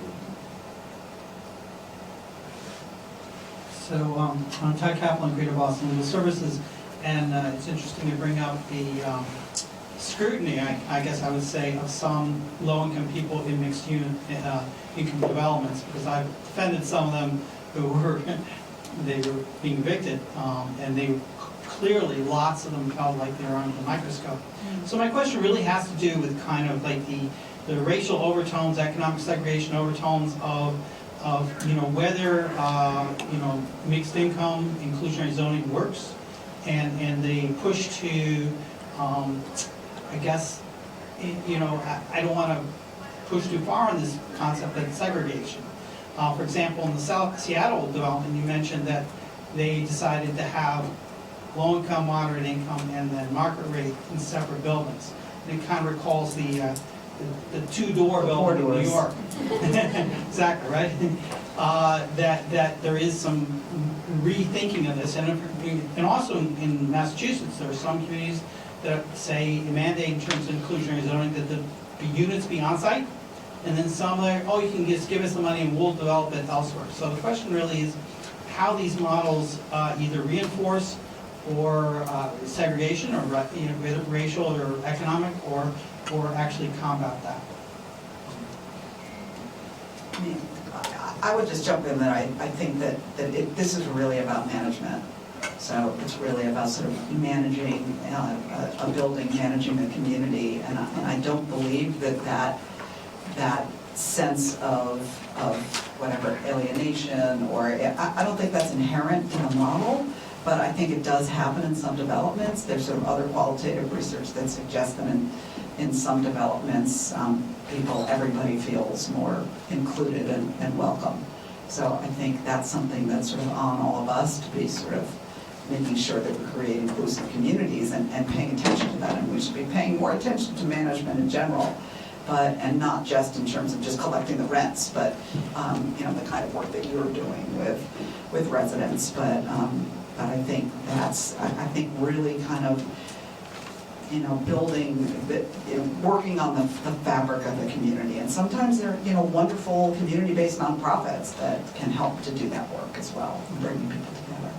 I would just add, not really answering your question, but related to this tension that comes up a lot around inclusionary zoning, because you're right, a lot of programs are set up to have this option, the on-site versus off-site, and usually it pencils out, or the way that the program is designed, that you get fewer affordable units on-site versus off-site. And that sometimes has to do with, honestly, the cost of land and how far you can go with the off-site. So I think a question also comes up is what is the goal, right? Are you prioritizing the goal of integration and you're willing to get fewer affordable units versus, and sometimes the ratio, it's a big difference, right? Maybe you can get, it's twice as much, but it means you're building a whole unit that's affordable units, that's maybe separate, but you've increased the stock of affordable units by a larger percent. I don't have the answer, but I think this comes up a lot, especially in the context of this policy. If right now where it's like, again, it might depend on location, right? If the housing crisis is so severe, maybe we just want to get as many units as possible at this point versus this goal of integration. So anyway, I think it's an important question to ask at the beginning when you're implementing this kind of program. I think it's also wrapped up in this debate that's been ongoing about whether or not mixed income communities are beneficial. And I point to Raj Chetty's latest research that says for the children, they are. Yeah. So let's just understand that when we're talking about it. And I'll just jump in on that, because, when we look at 100% affordable, one of the things that we hear is, well, it should be mixed income. Well, we're 100% affordable in Cambridge, so by definition, I think we're mixed income. That's right. And so it's been suggested to us that we would be better off not doing 100% affordable in Cambridge, but actually building, affordable units in Malden or Watertown or Everett, rather than 100% affordable in Cambridge. And so it can be really interesting of a conversation. And I just wanted to, I think you do have to be careful about not making two doors or making a distinction between, the affordable units and the market rate units. And, when I walked through the Seattle parcel, I couldn't tell the difference between what was market and what was affordable. With the level of the property management, at least at the time I visited, led no distinction between the two. And the vibrancy of the community, of the facilities that, all the neighbors came to, you really couldn't make that distinction. But the ownership matters, so the Housing Authority has continued to own, they went from 400 units to almost 1,000 units. Those are the forever affordable units where the housing isn't commodified anymore, that it is going to be truly available for future generations in a way that, can't be guaranteed with, market or, as folks mentioned, low-income housing tax. And the ordinances themselves can be more or less specific, actually, about the allocation across floor. Now, whether the management carries that out or how they manage it it has to be right, at least at the initial phase of the development, the initial rent up. So that's, again, the thing about the pros and cons. Within the inclusionary zoning framework, you could be quite specific, actually, about how you want the building or community to be integrated. Like the bedroom mix, right? You have some examples of communities that have had, the low-income units are all studios. Right. Yeah. So the way that is, right? So I'm going to make just a quick intervention. Pam's going to 4:15, and we're on a hard stop. Why are we on a hard stop? because the next panel has another member of our superstar team, Professor Lisa Alexander, the director of our housing and property rights programs. So that's number one. Number two, Professor Alexander has a teenage club soccer playing daughter who has a tournament in Richmond, Virginia, and they have a 6 p.m. lift to Logan and Madeline. And the third thing, we're married. I might be in a lot of trouble if it doesn't happen in the prime time. So I've got about 10 more minutes. Just saying. I think I have the mic next. I'm a little stunned. Rich Giordano from Fenway Forward. Some of us, we rebranded. We used to be Fenway CDC, if you know us. My hat's off to all of you and for the nitty-gritty and the specifics of talking about how to improve IDP, or what do we do about LIHTC and the expiration, or Cambridge Housing Authority. I bow to you guys for what you're doing. And Fenway Forward has tried to do almost all of these things, right? We've been fighting at the State House for better tenant opportunity protection, tenant opportunity to purchase act. We've been fighting for a transfer fee to get money for affordable housing. We've worked with the city and other advocates on improving the inclusionary development policy.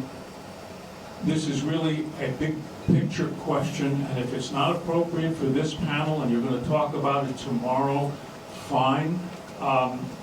We're all here tinkering around the edges, fooling around and playing, jujitsu and judo with what we can accomplish, right?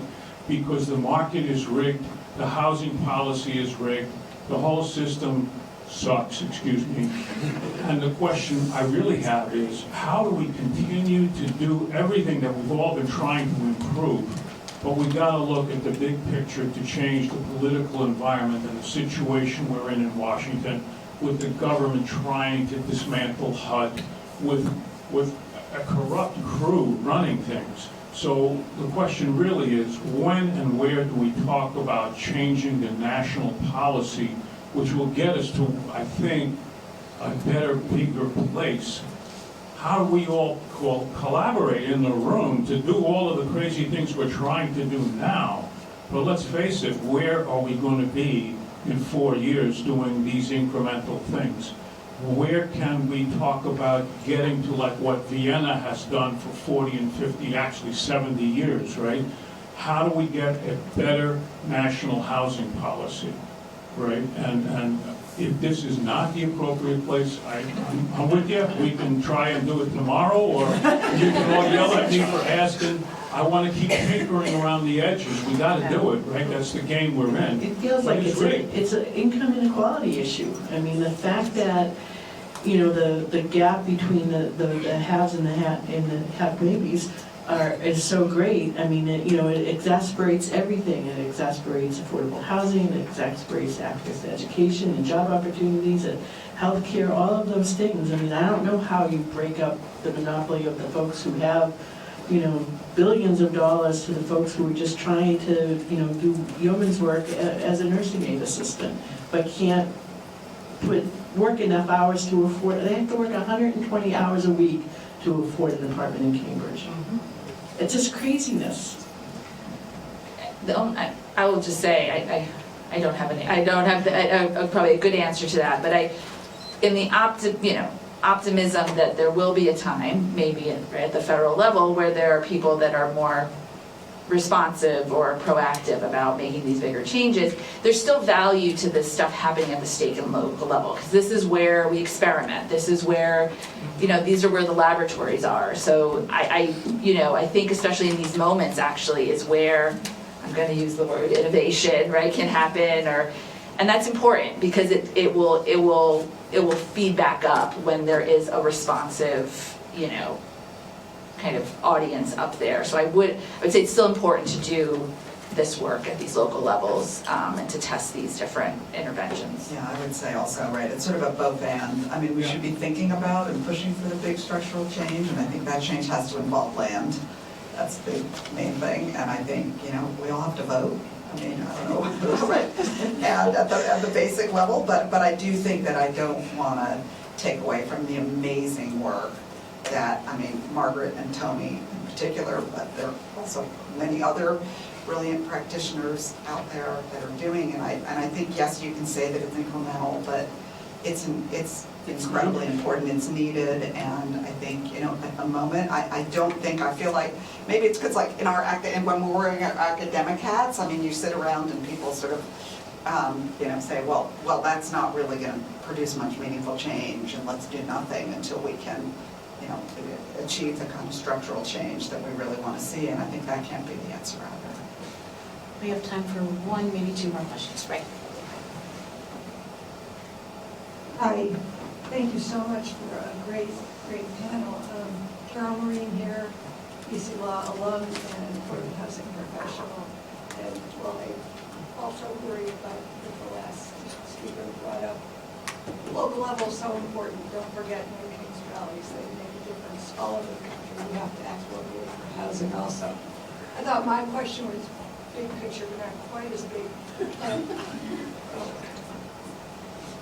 Not better? Yes. BC Law alum, affordable housing professional. I have a question about a recent lawsuit filed in Cambridge challenging the inclusionary zoning bylaw. And I know it's only filed recently, so I am curious about what you all think. Does it have legs? In the domain case, how will it affect other jurisdictions in their IZ laws? I'm familiar with it. I don't know if I know enough of the details to comment on whether it has legs. My understanding of it is I don't know if it's so different than other suits that have been brought against. I mean, I think every inclusionary zoning program gets legally challenged by someone. So I think that's just part of that game, that process.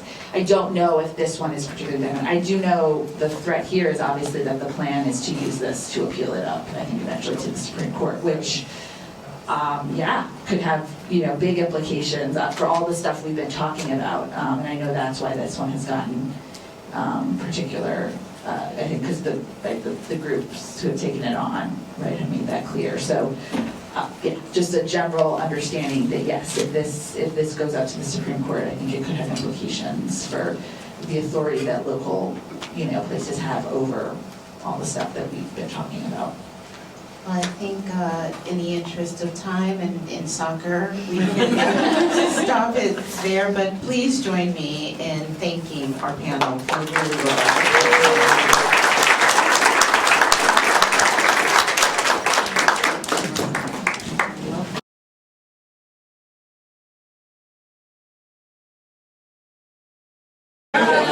Thank you, everyone. I hope everyone has had a chance to stretch their legs, that they're able to find their seat after what was very much a riveting, and I'm going to use the term as well, innovative conversation. Let me introduce myself. I'm going to and get myself out of the way because we have highly esteemed panelists here who are going to really drive the conversation in important directions. Really quickly, first I want to, of course, express my gratitude to all of the funders of the initiative for their support of our work, for which these types of events would be much harder to have to occur. My name is Michael Neal. I am a research director here at the initiative on land, housing, and property rights.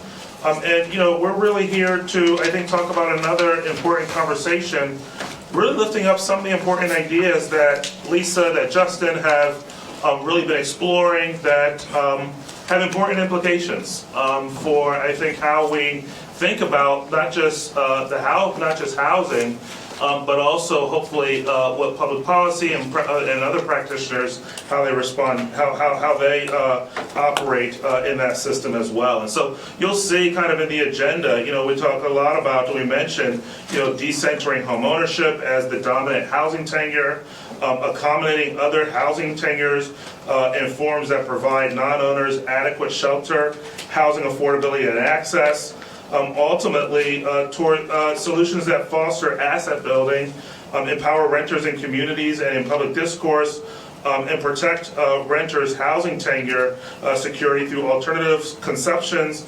policies, and programs. And so that's, a bit of a mouthful, but they're going to break it down in a very intelligent way. And I'm going to start left to right here, just introducing our panelists, and then Lisa will kick us off. We have Professor Lisa Alexander all the way on my right here, Professor of Law here at the Boston College Law School, as well as Faculty Director here at the Initiative. Next to her is Professor Justin Steele, Associate Professor of Law and Urban Planning at MIT. Sitting to the left of him is Ann Jochnick, a housing attorney at the Massachusetts Law Reform Institute. And then to my right is Sheila Dillon, Chief of Housing for the City of Boston. They have certainly earned that. It was incredible just listening, even in the prep session. So, quick run of show. We will have presentations. Each of them will give comments. I will give kind of a quick round of questions just to motivate conversation after this, after which we'll go with kind of Q&A, but also have conversation amongst the panelists. So with that, Lisa. Okay, great. So thank you very much. I want to welcome all of you to Boston College Law School. This has been... Oh, can nobody hear me? Sorry about that. Can you hear me now? Yes. So I want to welcome all of you to Boston College Law School. This has already been a great conference so far. And this particular panel, basically the jumping off point for it was research that I am undertaking with my co-author Justin Steele on long-term tenants in the United States. And you might say, well, who are long-term tenants? And there's so many huge, big, and important problems to talk about regarding housing in the United States, so who cares about them? And I want to say, first, we're defining long-term tenants as tenants who have lived in the same unit for 10 years or more, for a basic 10 years or more. And that's different, I think, from someone who's a long-term renter, meaning they've just rented in different places for a number of different years. This is particularly someone who's been in the same unit for 10 or more years. And why that's important, I'll just give the impetus of a story for this research, was that I grew up in affordable housing in New York City, Michelana housing, which is for moderate income individuals, and my mother, who lived in the same unit in Michelana housing for probably about 50 years. And she recently, unfortunately, passed away 2 years ago. And when I was sort of dealing with trying to take care of her and all the things that you have to do when you have a sick parent, I really realized that there was a big community of people in the building in which she lived, but because there were so many other people who had lived in that building for so many years. They were renters in the same unit for a number of years. And when I needed help with care for her and resources, everyone was there to help me. People took care of her. It was really, really helpful. And I thought to myself, wow, we have such a community here, and the prevailing discourse about renters in the United States is that they're a very transient population. They're not particularly attached to their communities. They are not really stable, and often they're not going to be able to contribute to the communities in which they live in meaningful ways because they have no skin in the game. They're not going to make money off of their unit, so they may not upkeep it. They may not really be involved in their communities. And my experience really was contrary to that. And I know that my experience might have just been anecdotal, but it prompted me to say, let's have some research about long-term tenants in the United States. And what we found is that there have been significant increases in long-term tenants in the United States from about 2009 to the present. Oh yeah, he's going to do the slides for me, thank you. From 2009 to the present. And the research about long-term tenants is really on the end of the spectrum of this slide, which shows different types of housing opportunities, and it's towards the far end. So usually, most of the discussion has been about individuals who are on the far end, market rate rental, market rate home ownership, and for affordable home ownership. But long-term tenants are sort of not in that sphere, but they're yet an important and significant group. What we found is that there have been increases in long-term tenants in the United States. About 1 in 6 renters is a long-term tenant, and there's been an increase of about to 16.5% increase, which is a 3% increase since 2009. We found that this increase is happening in all 50 metropolitan areas in the United States. So it's not just in areas like New York or Boston where there's strong renter protections or rent control, but there's been an increase in long-term renters in all 50 metropolitan areas in the United States. And there's lots of reasons for that, right? The idea that it's hard to get a mortgage, it's hard to own, people now can work from home, rent is expensive, and for all those reasons, people may want to stay in place. But we thought it was significant that there's been an increase in long-term renters. Secondly, we've looked descriptively at who long-term renters are. So notably, renters are likely to be, there's more likely to be long-term tenants. Black and Hispanic renters are more likely to be long-term tenants than non-Hispanic whites across all age groups. Among Black and Hispanic renters aged 60 or more, 18 and 21% respectively are Black and Latino, and they've lived in their same home for 20 years or more.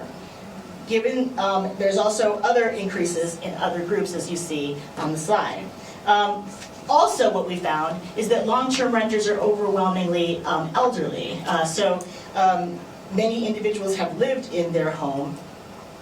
People who are at the 60 years or more have lived in their home for the greatest amount of time.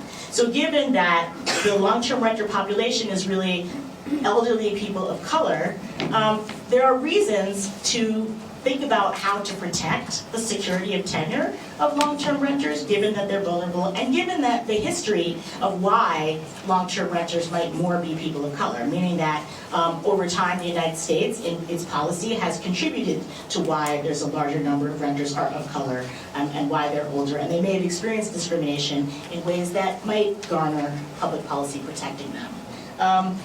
There's some other information that Justin's going to share about the regression analyses that we've run. But the point that I wanted to make about long-term renters and its significance is that so much of the discussion that we've had in the United States on housing affordability and housing accessibility has really focused on increasing supply. And that's right, that's important, not against that as an idea. But we cannot simply build ourselves out of this crisis. And while thinking about resources of new supply is critically important, it's also important to think about protecting the housing that we do have. Long-term renters are in housing that we have, and I think that part of our public policy and legal solutions need to think also about how to assist those groups. The reasons that normally we have focused so much on protecting, generating new supply and protecting homeowners in particular, is because there's a presumption in American property law that homeowners are in many ways preferable, superior to, better than renters. Because they're more stable, because they can use homeownership to build wealth. And there's also been research in the past that somehow the legal status of ownership itself makes individuals more involved in their communities in meaningful ways. They vote more, people have argued, they contribute to their communities in healthier ways because they have long-term skin in the game, they have a mortgage, they're worried about their property values, so they're going to be better citizens. That has been a presumption both in scholarship and in policy. And while I am not against promoting homeownership, I also don't think we can home ownership ourselves out of the housing crisis and problem. There needs to be a range of housing tenures and approaches that are used. And protecting long-term tenants, we argue, should be one of them. So I'm going to let Justin talk a little bit about the regression analyses that we found about long-term tenants. We also looked a little bit about, we divided the 50, actually no more, I think, the 100 largest metros up into quintiles by the share of long-term renters, which is what's in this slide, which also suggests that there are more long-term renters in cities where renters are paying a higher portion of their income towards rent, and where median rent has increased more, suggesting the intertwining of kind of long-term renting and housing affordability as well. And also where there are more subsidized rental units that are offering the stability for people to be able to remain in their home for a long period of time, even as rents are rising. This is very hard to see back there, but this is the descriptive statistics for our regression analysis, which uses the National Longitudinal Study of Youth, which enables us, it's a study that follows individuals from when they were young all the way through their life, interviewing them every 2 years or longer, but interviewing them repeatedly over their life. And one of the things that this does is allow us to both compare voting patterns and volunteering patterns among renters and homeowners, and also then control for a lot of the characteristics of individuals and households and families that are associated with being homeowners or renters. So descriptively looking at this, the second column is about all homeowners, and the third column is about all renters. And so you can see that consistent with some of the kind of prevailing norms or the prevailing assumptions about homeowners, that homeowners are more likely to vote than renters and are more likely to volunteer than renters. But the point we're going to make in the regressions, or what we found in the regressions, is that it's actually not associated. Being a homeowner has no association with being more likely to vote or being more likely to rent once you account for all of these other characteristics that are also associated with being a homeowner, like your parents having higher incomes and higher educational attainment, which is both associated with higher likelihood of voting and volunteering and being a homeowner.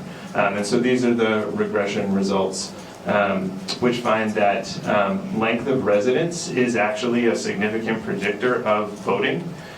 So it does suggest that the longer you're in a place, the more likely you are to vote, which I think makes logical sense. But when you interact length of residence and being a current homeowner, that is not significant. So it doesn't seem like it's actually being a homeowner that makes you more likely to vote. It's the fact that you've lived there for longer. And being a homeowner also doesn't have any statistically significant relationship to the likelihood of volunteering or the amount of time you volunteer. So that it doesn't seem that homeownership is actually really associated with these things. It's just associated with other characteristics of individuals and households that are also associated with homeownership. So that's some of our quantitative findings so far. Yeah, and just to add to that, so I think really the big finding of the research so far is that it's more security of tenure that matters in terms of how you contribute to your communities, how you're involved, rather than the legal status of ownership itself. And from a social perspective.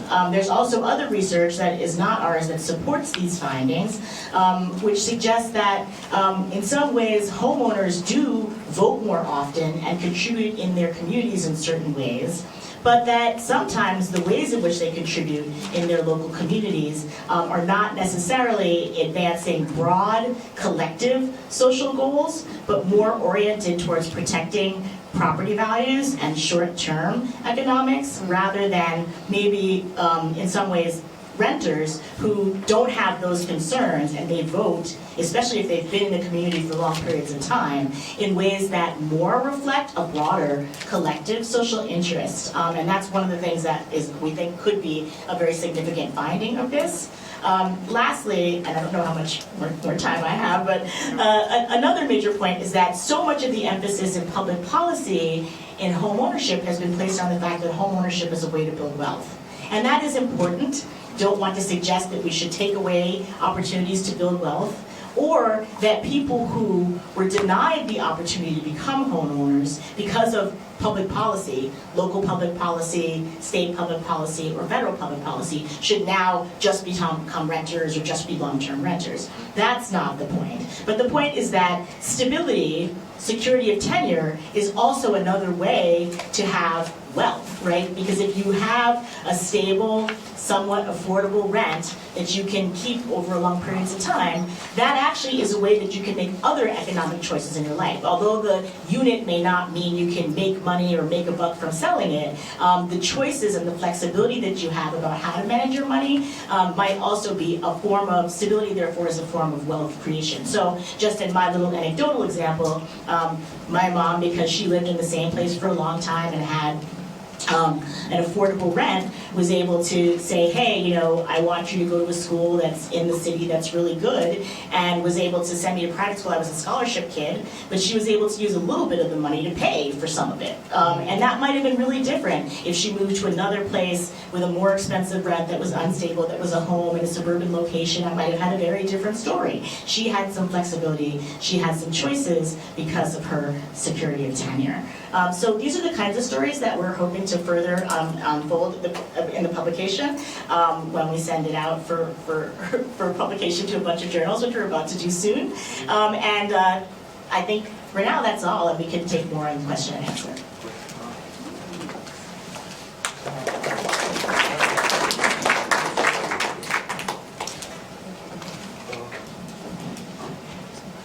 Can clerk and keep going, or? Yeah, if you go even up, keep going all the way to the end of there. Yeah, keep going. Yeah, keep going until it's done, yeah. Okay. Here we go. Okay. I'm going to try to juggle all my different things here. So I'm Ann Jochnick, an attorney at Mass Law Reform Institute, and I'm going to start with an example of some people that with some of the least security of tenure, low-income renters in a property that is not rent restricted.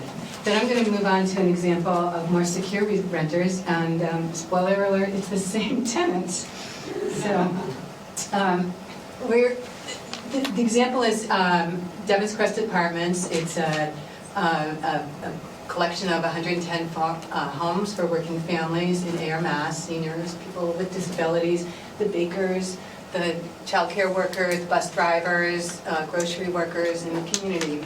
And there was a real community there, and I think that's something that really led to their ultimate success. This property was owned by the same family for over 50 years. It was actually originally military housing for military families at the Devon's base out there. The rents have been kept low, between $800 to $1,000 for 2 and 3 bedroom units. And then in 2021, the family was ready to sell, and it was purchased by an out-of-state investors who own thousands of properties all across New England. Their business plan was to move all the residents out, renovate the units, and more than double the rents. They started pretty quickly with no-fault eviction cases against the residents. They actually gave, this is an error up there, they gave 60 days notice. It says 1 month because that's the legally required amount in Massachusetts, but they said they were being nice by giving 60 days notice, which isn't too much help if you're barely affording $800 to $1,000 a month. And basically, some of the residents did move out under the threat of having an eviction on their record. They got small amounts of money, but most of them had nowhere to go because there just wasn't enough housing in the area that's affordable to them. So, what happened? The tenants didn't like this. They got organized as the Devon's Crest Tenant Association, and they began to fight to save their homes. They partnered with many, many people, a number of whom are in this room: Steve Meacham, Matt Thal, David Abramowitz. Wouldn't be surprised if there's others. So basically, a bunch of pro bono attorneys from big law firms, Foley Hoag, Wilston & Storrs, development consultant, that's Matt. Organizers, that was led by Steve. Legislators and community allies. And there was, all of these different pieces of the puzzle were essential. It was a huge team. We fought for years, and what was really critical was the various aspects of the various entity in the teams, in the team. But in particular, the organizing, I think, is what pushed us over the edge, finally.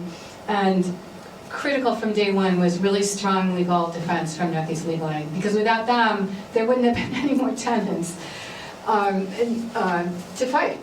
So fast forward, and there was a very long struggle, 4.5 years, last December, with the support of the state and the town of Air. The property was sold to the tenant association's chosen affordable housing developer, which is Shotgun Companies. Okay.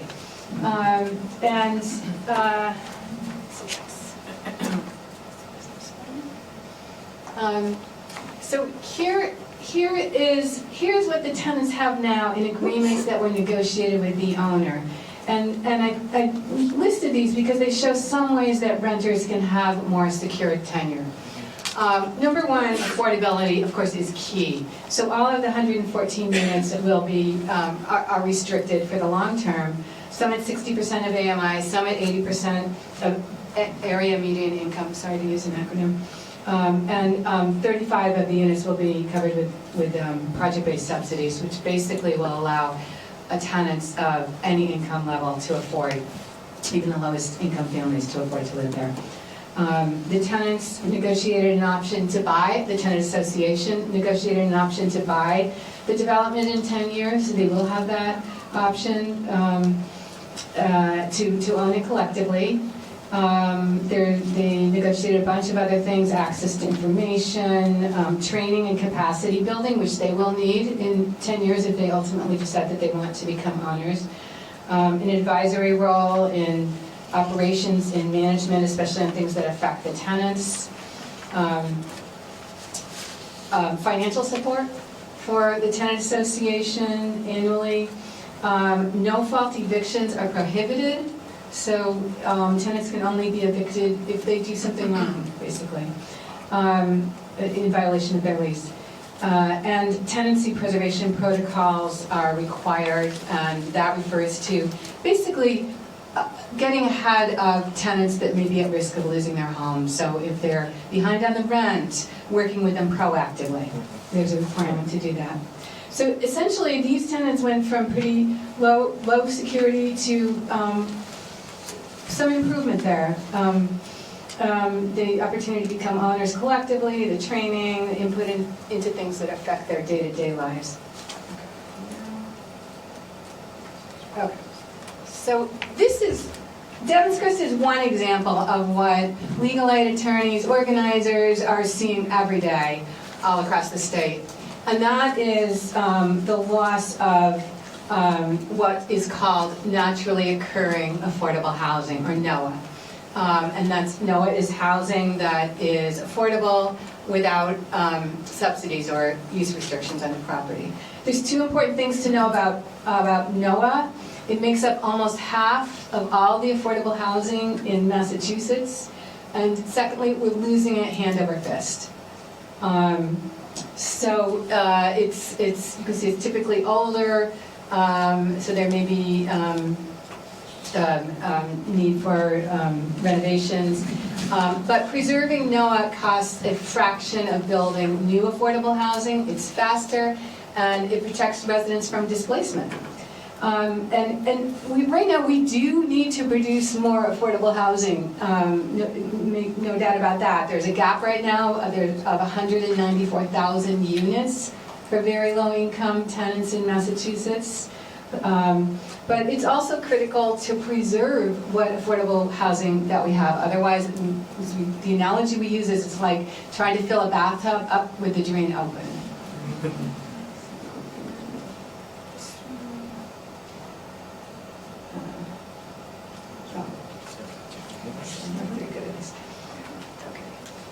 Okay, so then a little bit more, this slide I just moved through quickly, about the loss of low-cost housing to corporate investors. There's some more information, but it's very vulnerable to corporate investors when, like what had happened in Devon's Crest, basically.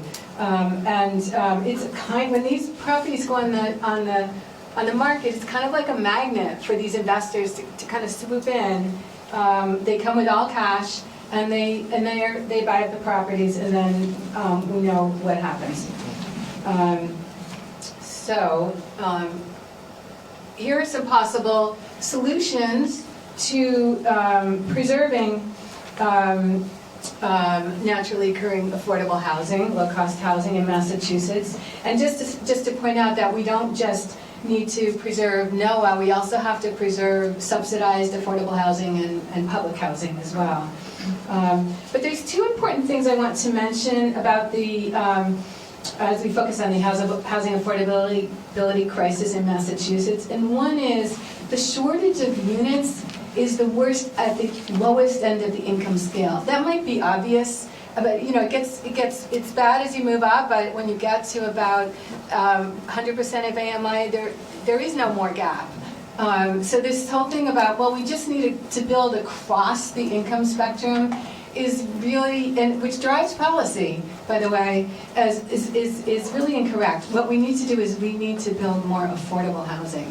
The second thing, which kind of is related to that, is no matter how much housing we build, general housing we build, it's never going to trickle down to the lowest income households, because the rents that they can afford are much lower than the actual cost of that housing. So there's got to be some way of subsidizing it, either with outside subsidies or cross subsidies within the development.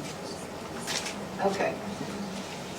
Now, just quickly, wanted to focus on one of these possible solutions, which is the Tenant Opportunity to Purchase Act, which it's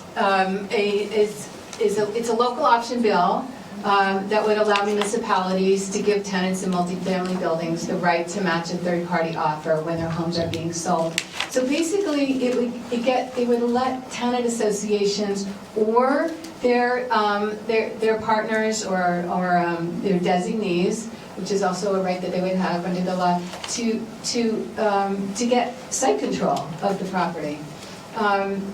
Doesn't regulate purchase price, but levels the playing field, so that tenants can get in at an early stage. In Devon's Crest, the difference in price between what the investor bought the building for and what 4.5 years later they sold it for is $20 million. Now, there's a lot of money that went into renovations, so you can't entirely compare that, but TOPA, besides getting site control, could save the state a lot of money. Okay, so this is my list. So TOPA has been on the books in Washington, D.C. since 1980. It came out of the civil rights movement there. So there's a long track record, and it works. It's helped preserve more than 16,000 units, and that's only for a shorter period of time than since 1980. It's led to the creation of thousands of affordable homeownership units through limited equity co-ops, and we've spoken to tenants down there who literally their neighborhood is kind of gentrified around them, and they're still there. They're still able to stay in their units. And some other data about Maryland. We already have right of first refusal laws in Massachusetts that work for other sectors of the affordable housing market. So we have Chapter T, which has been very successful in preserving privately owned subsidized housing. We have a law that gives a right of first refusal in mobile home parks and condo conversions, but we have nothing to protect naturally occurring affordable housing, which again makes up almost half of the affordable housing that we have in Massachusetts. And I think that's it.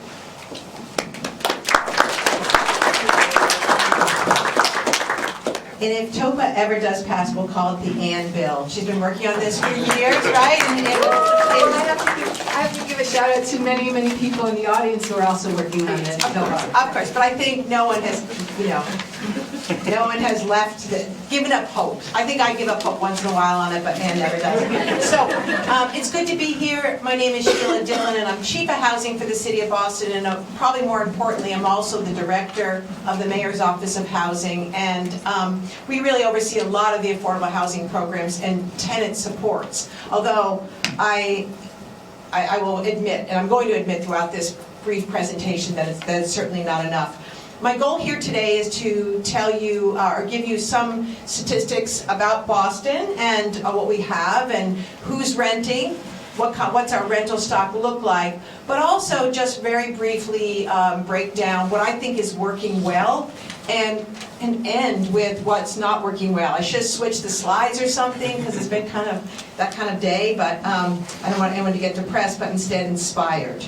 So, to start off, I think this conversation is so important because in Boston, 65% of all households rent, right?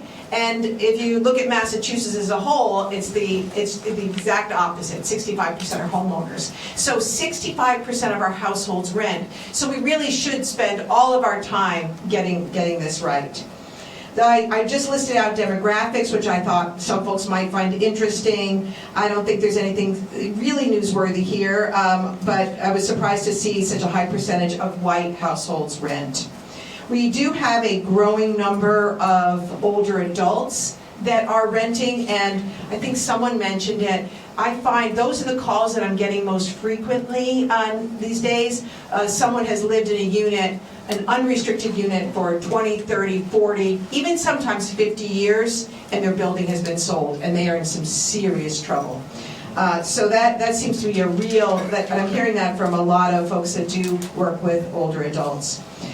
We love our students. About 13% of our renters are students, 52,000, and we really do love our students, but they take a lot of our more affordable, the NOAAs that Ann was talking about, and they pay $1,000, you're out there, $1,000, $1,200 a head, and times that by 4 or 5, and no family can compete with that. So they really do put a lot of pressure on our housing stock.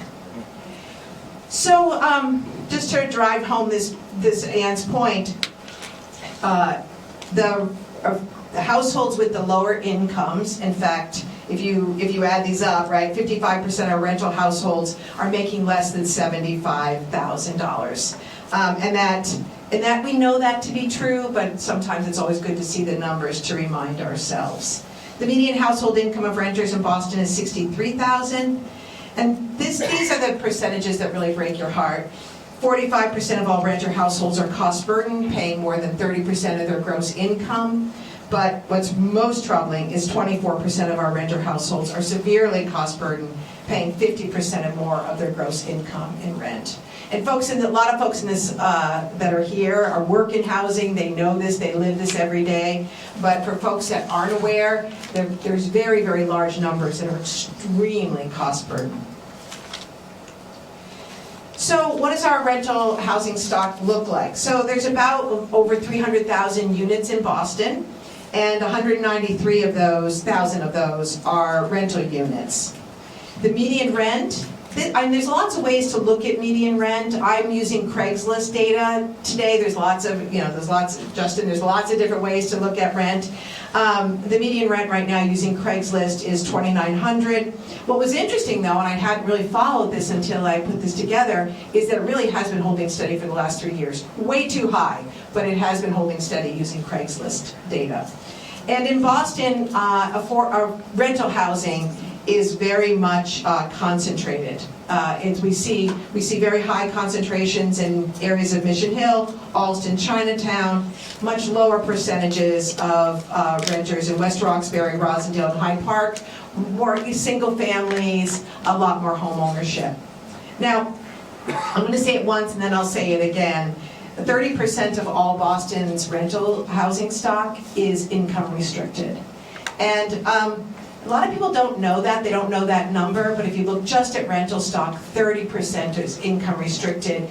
And that is a phenomenal number for folks that know how hard it is to create income-restricted housing. So I always feel very, very good about that number. I have to look at it sometimes when I feel really down in the dumps, because there's 60,000 households that are they may be a little rent burden, but they're pretty much okay, and they're going to live in better conditions for them. So that is a Boston success story, and we've had many folks are here. We have organizers here, and we have nonprofits here, and we've got attorneys here, and we've got lawyers here that have been working on these numbers decade after decade. And I think the sheer organization and the number of professionals that have really given their lives to this has really helped shape that number.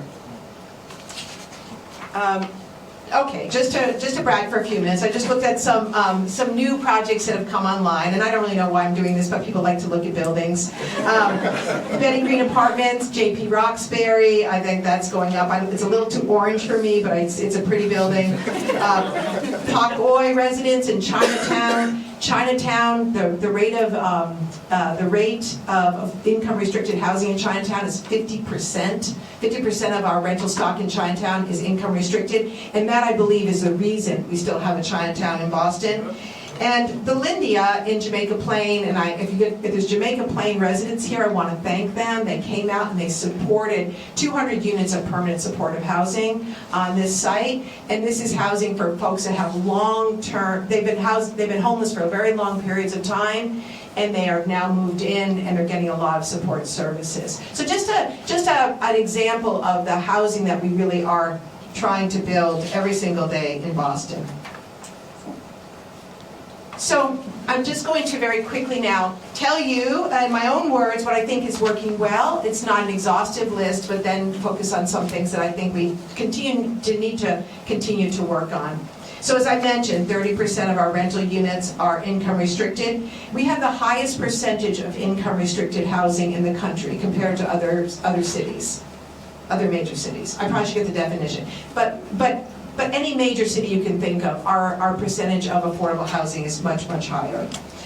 We have focused, especially over the last 10 years, on building more permanent supportive housing, both for our older populations and our populations that are homeless or have other special needs, which is really important to create stability. Because even if you build affordable housing and tenants have a lot of barriers to being successfully housed, they're going to need supports. It's almost, the financing for this is almost impossible to put together, but we're figuring it out. So we've got about 13,000 units of income-restricted housing for our older adults, and about 3,000, and we need another 3,000 permanent supportive housing for folks that won't be successful in more traditional affordable housing.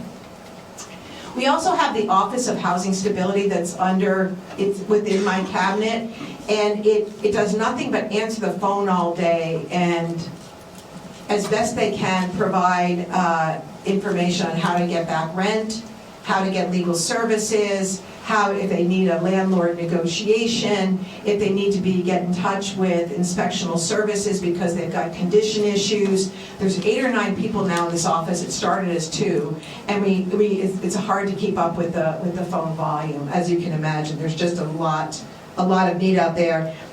In the last couple of years, we've helped over 6,400 tenants avoid eviction. So that I think is going well. So we're building a lot of affordable housing. We're trying to build the right kind of income-restricted housing, and then we're providing supports, especially to folks that are living in market-rate housing but struggling. Is it enough? Absolutely not. Could we be doing more? Yes. It's just almost impossible to do this and then think about how to build community and how to take care of other needs. Now, I'm going to end on the depressing slide. Oh, no. This is a happy slide. Okay, sorry, I take that back. So Anne mentioned that it's really important for properties that are at risk to be acquired with tenants, by tenants, or tenants working with really good for-profit, nonprofit developers. So about less than 10 years ago, the city started the Acquisition Opportunity Program, and I do want to thank some folks in this room who have really helped with getting this off the ground. So when a property comes on the market, if we scour every day, we're looking at MLS, we're looking at like who might be at risk, we're looking at ads in the paper, and we're sending out these like, and we're hearing from organizers saying there's a lot of tenants at risk in this building, it just went on the market. So we're really trying to work a lot of avenues and trying to figure out how we might get that building off the market and into the right hands. And the city doesn't have enough money for this, but we're providing a shallow subsidy, and that shallow subsidy is paired with bank financing, and that's it. It's a pretty simple capital stack. It's a pretty simple pro forma, and we've taken 1,400 units out of the speculative market. We need to do a lot more, and Ann mentioned this is so much more cost effective. Like, I think the average is like in the mid-4s, right? 400,000. To build new right now is close to 7. So it's just a really cost-effective way to create income-restricted housing. Now, when the city puts any money into these projects, we ask for affordability in perpetuity. And we don't ask, we tell. Like, if you want our money, you're going to make this affordable forever. So we're really adding to our affordable housing stock and preserving the existing tenancies. So it's like such a perfect, we just can't figure out why everybody doesn't want to fund these projects. And the state's been a little lukewarm, they're very focused on production, and they do right by us with production. But we've been trying to raise a lot of money lately through philanthropy. A lot of the hospitals have need determination money. We've been really trying to put together loan pools to do just this. The picture is of Fair Lawn Estates, and City Life organized the tenants. Yay, I know, yay. There's 347 units that went on the market. People have lived there for decades. It was purchased by a for-profit, a good for-profit, but we put on a deed restriction, and it's been good. It's been going really well, and I haven't heard any tenant upsets or complaints, so I'm going just to take that as things are going well. But that acquisition happened a few months ago. Okay, now I'm going to move on to the depressing. Okay, so as we all know, we've probably been reading, there's a lot more corporate investors everywhere, and they're buying larger percentages of our multifamily housing stock, even smaller multifamily housing stock, the 2s, the 3s, the 4s. And before it was local investors, now our research is showing that a larger percentage is corporate. I'm not here to bash corporations. It's just much harder to negotiate with a corporate office in Denver, Colorado, than it is someone local that we know that we do business with on a daily basis. So this is becoming a problem. Lack of federal investments in affordable housing, and more the federal government is leaving it up to certainly cities and states to find the resources we need to build more affordable rental stock. It's so hard right now, I can't even describe it. It's a whole other panel of our relationship with the federal government. But it's really complicated. There's lots of lawsuits. It's just a very, we've never got enough money from the federal government, but right now it's a very strange relationship where we're not getting enough, and the money that we're getting is just so laden with things that we cannot do. So it's just we're spending way too much time. So that's certainly a barrier. We need more support for tenant-owned properties. So there are tenant-owned properties throughout Boston. And I just wish we had more time to provide the proper supports. That used to be in place more than it is now. Matt, you probably remember, times where... Very well. Yeah, times where there was an organization that did nothing but that, and help with capital needs studies, or good budgeting, or working on bylaws. And it's just, right now, you have a lot of tenant groups out there trying to figure it out themselves, and it could be going better. So we really do need more supports to create those stable communities for tenant-owned properties.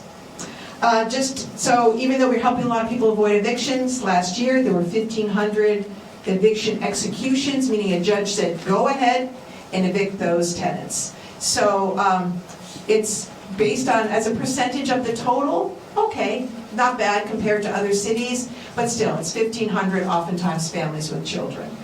And whoever said, and they're right, it's a different way to create wealth, you have families that are being evicted, you're impacting educational outcomes, you're impacting job performance. There's so many bad ripple effects to evictions. And finally, we really need help at the state to allow Boston, because the state controls a lot of what we can do and not do. We need the state to allow us, the legislature, to allow us some common sense measures. And a common sense rent control stabilization. Mayor Wu filed this at the Mayor filed a very, very modest rent stabilization bill last legislative session. It went down. There's a ballot question now. I don't know how it's going to fare, but we would love some form of rent control in the city of Boston. We used to have it, we don't have it anymore. Just cause eviction laws that you can't evict unless you have a good reason. We would love the permission for Boston to do that. And as Ann mentioned, the Ann bill, the tenant opportunity to purchase, the TOPA. So in summary, I think Boston's got a lot going for it. We really care about good, healthy rental housing. We're not completely think that home ownership is the answer. I really think that Boston does believe that stable housing is most important, that trumps everything. But the headwinds right now are, they're pretty severe. Not enough resource, a federal government that really is just not cooperating at all, and a state house that is legislating for the state and not necessarily looking at what Boston needs. So, I'll stop there. Thanks. Thank you so much. I just want to say one thing to connect our three presentations. Essentially, long-term tenants that we're studying, naturally occurring affordable housing is a type of housing that produces long-term tenants. It tends to be that people who are in naturally occurring affordable housing, because it's hard to find housing that's as affordable anywhere else, are in there for long periods of time, as was explained. And then also, as was explained by Sheila Dillon, many of the rents that we have many of the housing that we have in Boston is rent, and they are long-term renters. We don't actually have data about the percentage specifically about long-term renters in Boston, because our data is national, but I would suggest it's probably something to look at, and a significant percentage. And so the kinds of strategies that she articulated to protect renters in general could also protect long-term renters, and those are the kinds of things that we're recommending as solutions in our research. No, that's great. And thank you so much, Sheila. Lisa, thank you for really connecting the dots between research and practice, which I think is really critical. I'll start this off. I'm going to have a couple questions on 2 or 3 or so, but definitely want to open it up to the audience pretty soon. So I hope you guys have your thinking hats on right now, because we're coming your way in the immediate future. I want to start off Ann, you talked a lot about kind of the TOPA, Tenant Opportunities to Purchase Act, really a critical tool for preserving affordable housing. In your practice, what are some of the obstacles you've observed when different when tenants have tried to use this tool? How do you then overcome those hurdles to use it effectively? I think some of the biggest hurdles is the time frames, and it's the tenant association that exercises the right under the TOPA bill in Massachusetts. So the tenants have to get organized, most likely find a partner or a designee to help them exercise the right, be ready to sign a purchase and sale agreement at the market price, and put up a pretty hefty deposit. And because of the political realities, and Sheila alluded to how long we've been trying, we have whittled the timeframes down so much. And so it could be that all of that might have to happen in as short as 45 days. And our development partners on the ground tell us it's doable. But I think in order to make TOPA work, and I know there really will need to be organizing resources for entities that help tenants get organized, legal resources for helping tenants utilize and comply with the statute. And there is a whole in addition, there's a whole world of, affordable housing financing out there, but we need more. And so that's another area that I think TOPA gets you site control, but then there are other pieces of the puzzle that you need in order to be successful. One other thing that we saw at Devon's Crest, it was kind of like fitting, working out the financing model and making it work, which I was kind of on the, that's not my area, but we met every 2 weeks for an hour, so I heard a lot about it. It was kind of like fitting a round peg in a square hole. So we really need more programs and financial products that could be used to preserve this kind of natural NOAA, basically. I want to turn to Lisa and Justin. As you were, one of the things that I really appreciated about your research is that it really was a paradigm shift for me, and really struck me just at least based on the way that I was taught to think about kind of housing, and so I felt like your results were very powerful in that way. As you were going through that process, where do you think the scholarship needs to go in the future to continue to build on the work that you've been doing, some of your findings? So one of the things I want to say, I think so much of the emphasis has been, as I said before, on generating supply, and also so much of the emphasis in property law scholarship has been on ownership as a superior form. And that really is a vestige of feudal English law, which was generated during a very different time in an agrarian society that doesn't really look anything like the society that we live in now. And so therefore I think new strategies that actually elevate renting, that explore how renting is, if it is in fact really that much different from home ownership, and strategies that help to protect existing affordable housing and other forms of housing are really important. I also think that this focus on supply in the past, and again now in the present, has had a really neoliberal focus and approach. And what I mean by neoliberalism is the idea that if we just, in a deregulatory way, if we just get rid of all regulations, if we just get rid of zoning, if we just make it super easy for everybody to build with less building costs, if we just do all these kinds of things that are highly deregulatory, then suddenly the market will magically work this out and allocate housing opportunities to all different people at all different income levels adequately and affordably. And so the issue is that the market alone will not do this. While supply is important, we need other strategies, and the strategies that we're talking about are the kinds of strategies, and I'm hoping in the scholarship that I'm doing to help move the narrative, to de-center ownership as the primary form of what we talk about in property law. Yeah, I would just add, I think all the solutions that we've been discussing, TOPA and just cause eviction and other tenant protections are really crucial to advance this, and to I think we could use more research on some of what's essential in terms of especially the ability to access financing for tenants to be able to make TOPA into a reality. And I think also the research also just suggests how important it is to have richer data than the census. We commonly use the Census American Community Survey, which is a crucial source of data, but to be able to have a longer term longitudinal perspective is really important. One more question, and then we'll turn to the audience. Sheila, I want to bring you into the conversation and really kind of piggyback off of the previous panel. I mean, we've kind of been talking about kind of housing as this binary, home ownership versus rental, traditional home ownership versus rental. Do you see a role in this affordability conversation for shared equity? Do you see a role for those types of outcomes as well? Sure.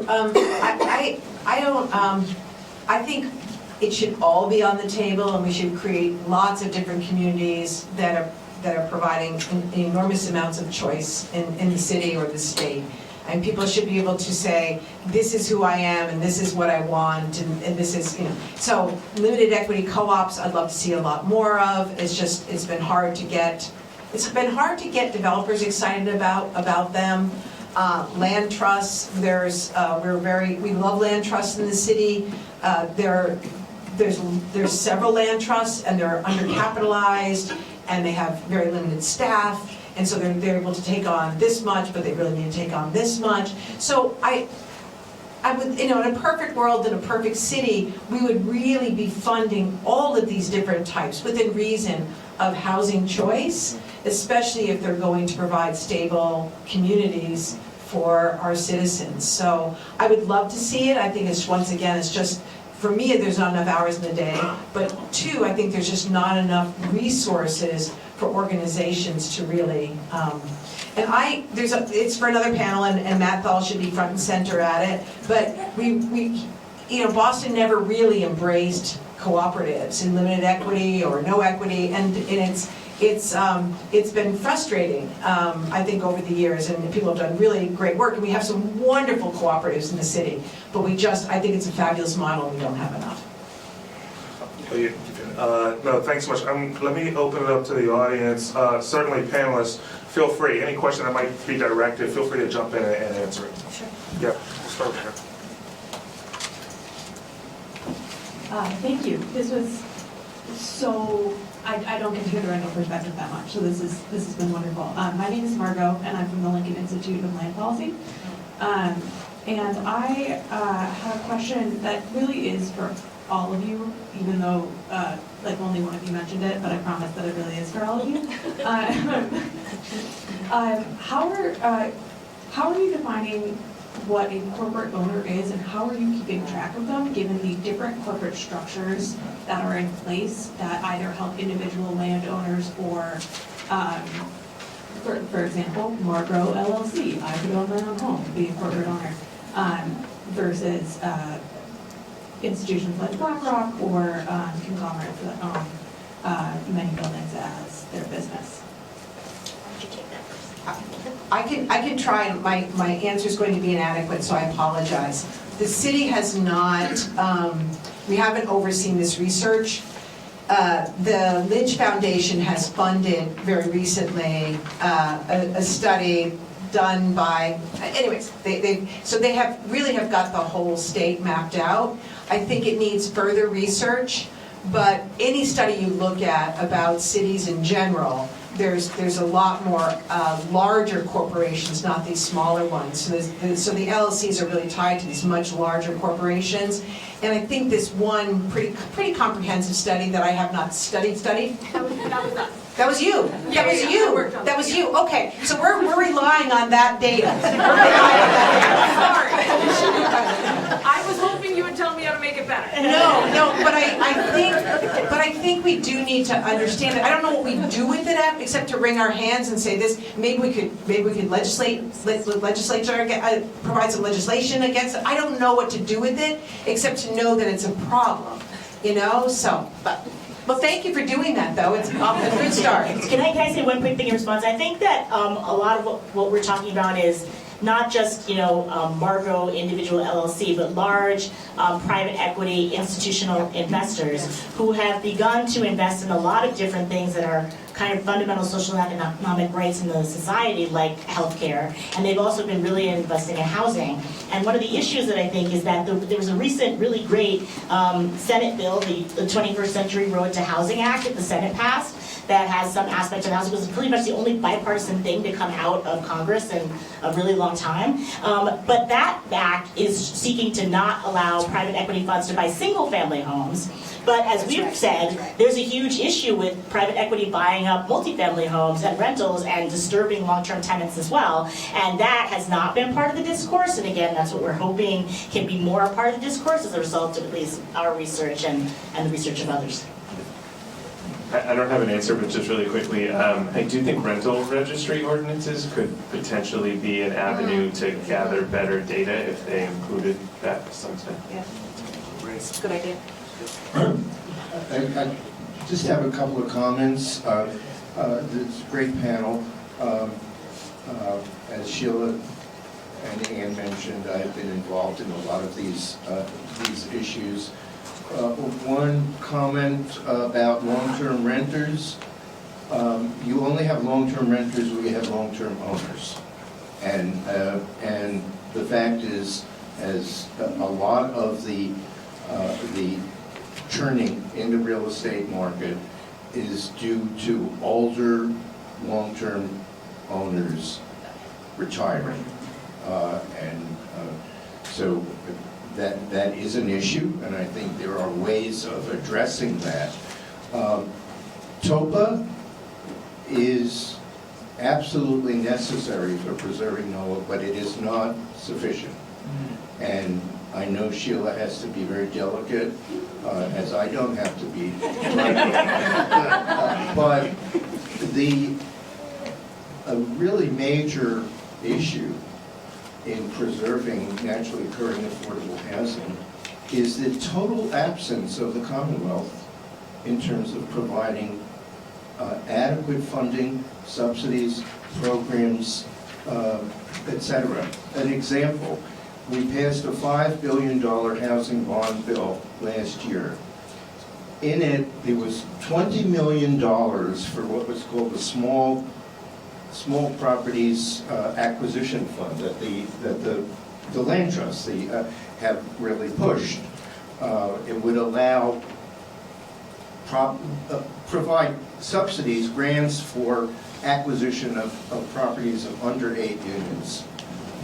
When it came to the capital plan for last year, there was not a cent put into the small properties acquisition program. On the other hand, there was $50 million put into the middle income home ownership expansion program. So I would say that, you know, for this institute's policy and legislation, these would be great things for you to take on. So that I'm putting that out as a plea to you. Any responses? Thank you.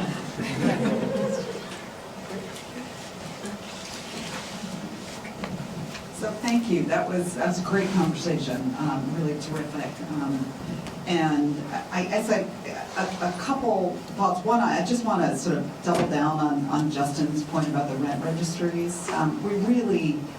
We can't begin to research how corporate investors institutional investors are behaving as landlords if we don't know who owns property. We can't begin to start regulating them. I mean, I think you can be justified in imposing stricter regulations on larger landlords because they have to deeper pockets. You could require that they take vouchers. You could require rent reporting, etc. So, but the first thing we need to do is figure out who actually owns property, and that's something that is just appalling how protected these data and how bad the data we have. But the other thing I did want to ask, I had two quick questions, and if there's not time, but one is that, Ann, I'd love to ask you, Michael kind of asked this already, but I feel like I don't know that much about it, and I haven't done the research myself. I've definitely heard the TOPA on Washington get bashed, that basically there are a lot of private owners that are getting around it and buying up the property at higher costs. And so I just wondered, you talked about sort of tightening up the time frame, and maybe that's, a lot of it is the delay. So I'm curious about that, and maybe that's probably overstated. But the other thing I'd love, all of you, but Justin and Lisa in particular, that whether you have looked at this, I mentioned it on the earlier panel, the tenant equity vehicle that Colorado has just passed that basically would allow renters to get cash back when they pay their rent on time. It would allow them to count those rent payments in building their credit history, and it would also allow them to actually get back, share in some of the proceeds on refinancing and sale. So, and that may be sort of one of the tools, or maybe you have other ideas that concretely, like how do we begin to help renters build wealth? So that's the sort of a renter equity idea and building. Yeah. So I think that as we've been parsing the data and kind of coming up with our theoretical framework, that's actually probably one of the list of recommendations that we're going to make in the paper. We also have, through the initiative, David Abramowitz, who's here and is part of the initiative, has actually been also working on things around renter equity. So I think, yes, the answer is yes, that's one of the things that would be on the list. I think our paper is going to more provide, and this initial version is more going to provide data and then list some of these possibilities as opposed to going into them in great detail. But I think for future research, yes. Yeah, I'd just add quickly that I've been doing some other research about the effects of disasters on wealth inequality and renters and homeowners, and I think over and over again you see the ways in which, you know, just homeowners develop all this equity and renters are shut out of it, and especially after disasters, the recovery programs really make homeowners whole and then allow them to continue gaining assets, and renters, there's no easy equivalent for renters, and so I love this idea of some type of renter equity. Seems great, and also the importance of credit scores for all the costs that people incur. Seems great. Yes, thank you. Yeah. And on the TOPA piece, there's a lot of opposition, a lot of headwinds in Massachusetts. The real estate industry is strong, and we have introduced it for many years, for a number of years, and but there's a couple of things, a few things. One is we hear a lot of statements from the opposition that just aren't true. There's no data. They just say things. They have a lot more money than we do. They can magnify them in ways that, you know, we have all our fact sheets and we have TOPA myths and facts, and it's all up on the website. Counteracting, you know, arguing against it with data, you know, based primarily on the Washington, D.C. experience, because they have the longest track record. That's one thing. The other thing is the bill in Massachusetts is different from the one in Washington, D.C. A big difference is that in Washington, D.C. for many years tenants could sell their TOPA rights, and there was mixed feelings about, well, maybe that was okay, you know, it was a way for low-income tenants to get resources. But in any event, that has been, you know, that's been pulled out and trumpeted across Massachusetts in the opposition, but it's not true. In the bill here, tenants are prohibited from selling their rights or exchanging them in any way. So things like that. And then the last thing I want to say is that because it's been introduced so many years, each year we've kind of listened to the real estate feedback and have made changes to the bill. And you know, just the other day, you know, at this point, we kind of had the feeling that it's just ideological, the opposition. And in fact, I heard from a legislator the other day that he sat down with some of the opponents at the beginning of this session and said, you know, hey, look, there's this change, there's that change that addresses, and they basically said, we don't care, you know, it doesn't matter what you do. So I think, I don't know if that answers your question. And just say the website. TOPA for TOPA, the number 4, MA.org. Thanks, Michelle. We worked on the website. People over here kind of are behind me, so I can't quite see. So let me come over here. Yeah. Okay, great. Go for it. Janelle Burge, Chichester National Fair Housing Alliance. And I'll date myself, but I'm wondering in this tenant equity space, and when I say I'll date myself, when I was in law school, I lived in Berkeley, California, and I would get a check or some kind of rebate from the government based on me paying rent. And I remember thinking, what a fabulous idea. But I don't know whether it was state policy or something more local. I just remember it happened, there was some kind of rebate, and I was wondering whether that, because you know there's no new idea under the sun, whether there's a history of anybody trying, you know, kind of, or, you know, it sounds like there is from California, at least that's my recollection if I'm not imagining things, but how those programs have worked, what the opposition has been to them. Because, I mean, you know, tax policy is critical. Here we're subsidizing the homeowners, as everybody knows, and there's no subsidy for the renters, and I don't know, it seems like there could be political support for it because there's so many renters. But, you know, if framed properly, but I don't know what the history is of these kinds of programs, but I do think that there has been some prior experience. So I just wanted to note that. And on TOPA, I just wanted the comment is my firm, one of the firms I work with, did TOPA work representing tenants. And the expense of, you know, and the time it takes, these were fought so aggressively that I'm glad to see the numbers that you put up there. I'm just wondering whether, I do think it's a good opportunity. I do agree it's you know, we need all the tools in the toolkit because the opposition, I remember the lawyers at the firm who worked on those cases, it was very hard fought to put together, to organize the tenants and push those forward. So just wanted to share those. I'm sure it's not news to you, but. You mean to organize the tenants and divide it? Yeah. And then the opposition from, I mean, there were years, I mean, these were very extended efforts to make these successful. So I, you know, just remember it was very hard fought. Build one building at a time, right? Yeah. I mean, we have an affordable housing crisis, and it just seems like this is such a pretty mild thing to do. I'm not suggesting that we don't do it. Yeah, I know you're not. I'm not at all. I mean, you know, my firm did it. I'm just saying the extent of the opposition was, I won't say surprising, but it was certainly significant. So just on your point about renter equity, I actually don't know the history of renter equity, but what is a piece of our paper is the idea that there are both sort of racial and historical reasons for just subordinating renters and focusing on things like you were saying, homeowners, subsidies, homeowners, because the idea is that it's inherently understood and seen as a better, superior thing to support from a public policy perspective. And that's why we're hoping that the research unsettles that, because, yeah, renter equity makes a lot of sense as a public policy. Great for me. Thank you very much for the panel, excellent panel.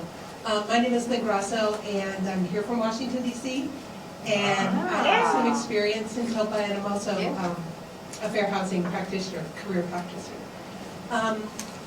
The thing that is often overlooked with TOPA, of course there are exploitations and there are challenges, but the big properties, they're very high profile, they're very sensational, and that's what we see. But in DC, TOPA does so much powerful work in middle housing. We have so many English basement rentals, and there's so much naturally occurring affordable housing that happens because a person that has been a long time renter in a basement then becomes the owner of their own house and rents out the basement. And that happens all over DC. And I think it's often overlooked how powerful that part of TOPA is. So I just wanted to add that. Thank you. That's great.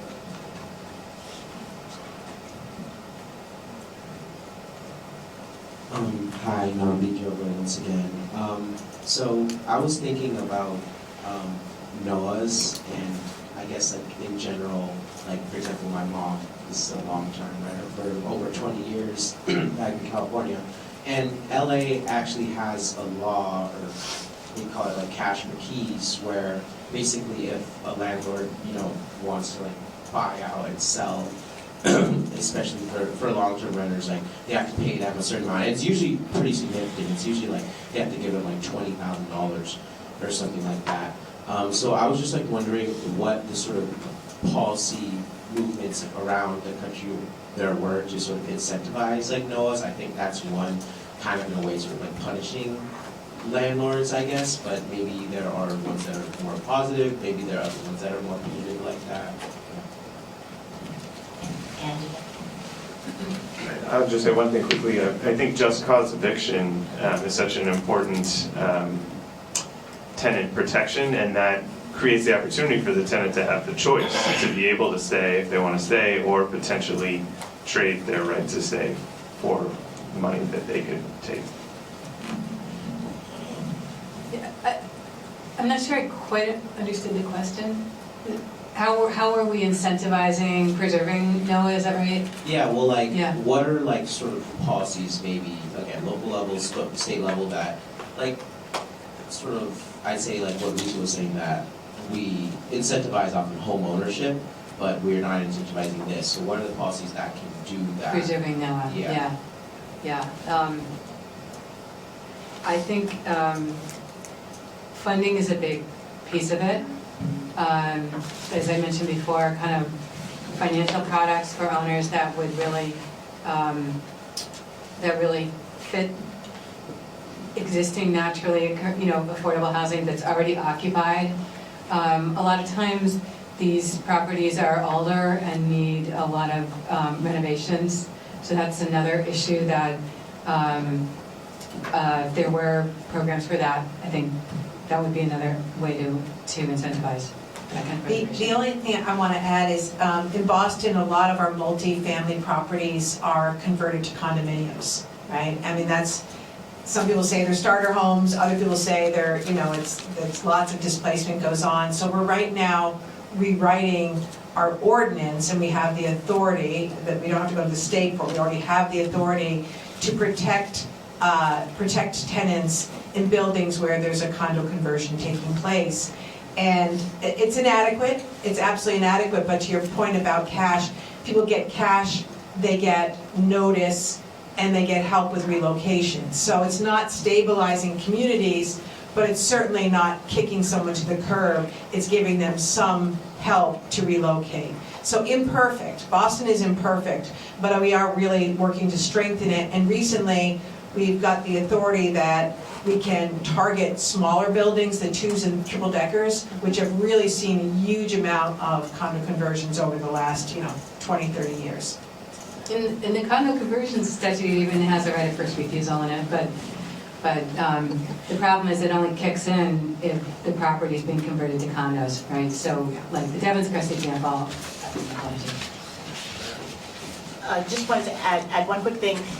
One of the challenges, I think it would be great to see more state and local examples like you articulated for housing, and we're hoping our research, contributes to that, because there's just such a lack of research on renters, and particularly on long-term renters. But I also think one of the barriers is the sort of sociopolitics of the history of what has happened, especially to people of color who are renters, in terms of being denied the opportunity to be homeowners. And so often those individuals themselves will often say, well, we don't want the city or the state to do some policy that's just going to keep us being a renter forever. We want to be homeowners just like everyone else. And so why don't you, state or local government, incentivize that, right? And so often it's the people that these programs would help themselves stay in place that often reject that because of the sort of social and political significance of ownership versus renting. And that's another thing that I think we have to work on a little bit in the narrative. I'm not saying that those policies shouldn't be in place, but there's also some value to being a renter in certain cases that perhaps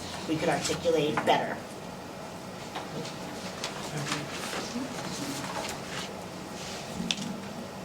Hello, Elise Raposo, Senior Research Associate at Massink. It's kind of wonky, but we are at a law school, so I wanted to know whether there are potential tools that blur the distinction between owning and renting that would, like, for example, enable gradual and dynamic accumulation of financial interest in a property over time, similar to how people can acquire use and shares in a corporation.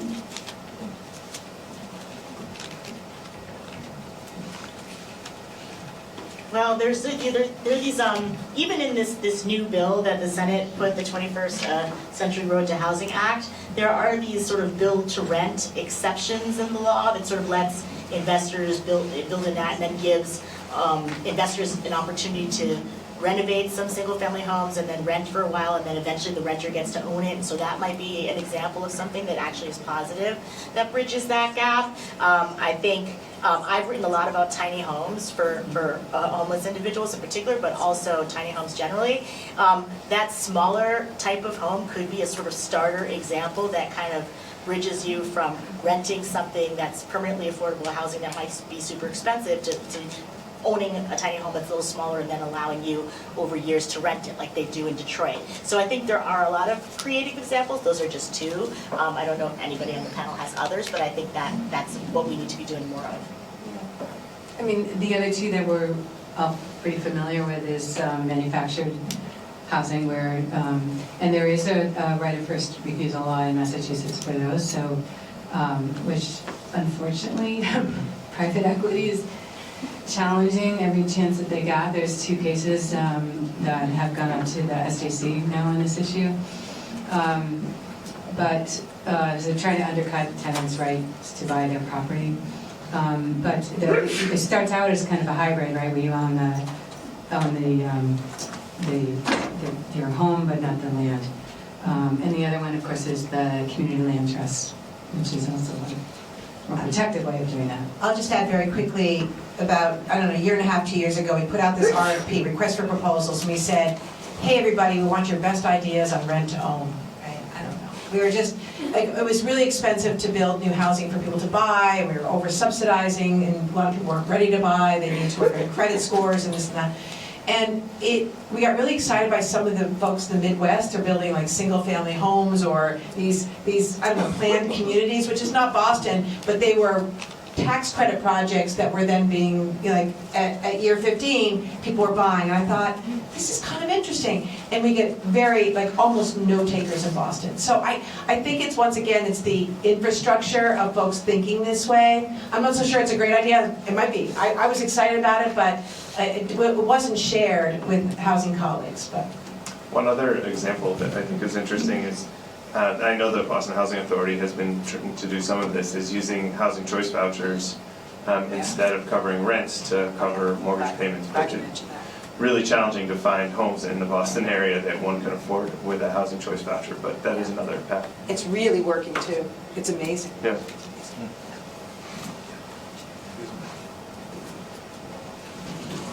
With a bunch of housing advocates in a room, we can't end this without saying there's something we can all do to make the situation better, right? Everyone in this room needs to call their rep and senator and say we need either, if your town or city has a transfer fee to fund affordable housing, that's what you need. If they don't know what the word TOPA means, please educate your rep or senator. We have to pass that bill. There's an excise tax. Whatever your local guys or gals are doing, please, you got to support it. The rent control bill that's up there, I know that's controversial. I'm asking, please call, support something that makes this difference. And remember, the Greater Boston Real Estate Board, the Mass Landlords Association, and the Small Property Owners Association are out there gunning for all of these. They're looking to kill every single one of them. They hate us in this room, believe me. You've got to do something about it. You have to call your rep and senator and get this stuff passed this session. And if anybody has a hunk of money in a bill somewhere for your local town, tell your rep and senator to support that. This stuff doesn't happen without concerted political pressure, and that's you. So please, gang, you got to do it.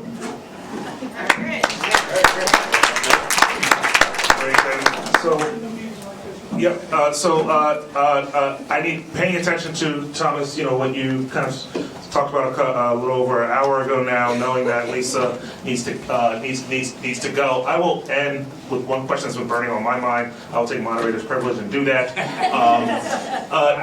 Is there the possibility, and particularly Anne and Sheila, thinking about Lisa and Justin's research, what does that mean in terms of, say, the homeowner lobby? Do they now become, if you're picking winners and losers and now we're focused on renters and long-term renters, what does that mean in terms of being able to partner with the homeowner lobby on some key things? If you have tight capacity from a budgetary perspective, you know, you have to make choices about where the money goes. Does that start to make things more challenging in terms of supporting a DPA program or a homeowner renovation program relative to supporting and stabilizing long-term renters? I don't know if I can answer that, but I really like where this research is heading, because there's been, if you go out into a community right now to cite affordable housing, or like most elected officials that I work with on a daily basis, there's so much emphasis on building homeownership housing, or more money going into homeownership housing. And I agree with you, Lisa, like, if people want to buy a home, we should help them buy a home. But I think oftentimes we sort of say, well, rental housing will kind of keep people, like, but we don't really emphasize the benefits of stable rental housing and how that impacts stable communities and stable cities. And so I'd love to understand better and say stable rental housing has these positive effects, and I don't think we use that as much as we should or we can. And I think it would help us with money and policy, et cetera, and change the narrative. So I didn't answer your question, but I'm encouraging you to keep going because it's going to be helpful. I agree, I think we need both, and but I think this idea of, in law school we learn about property as a bundle of sticks, right? And this idea of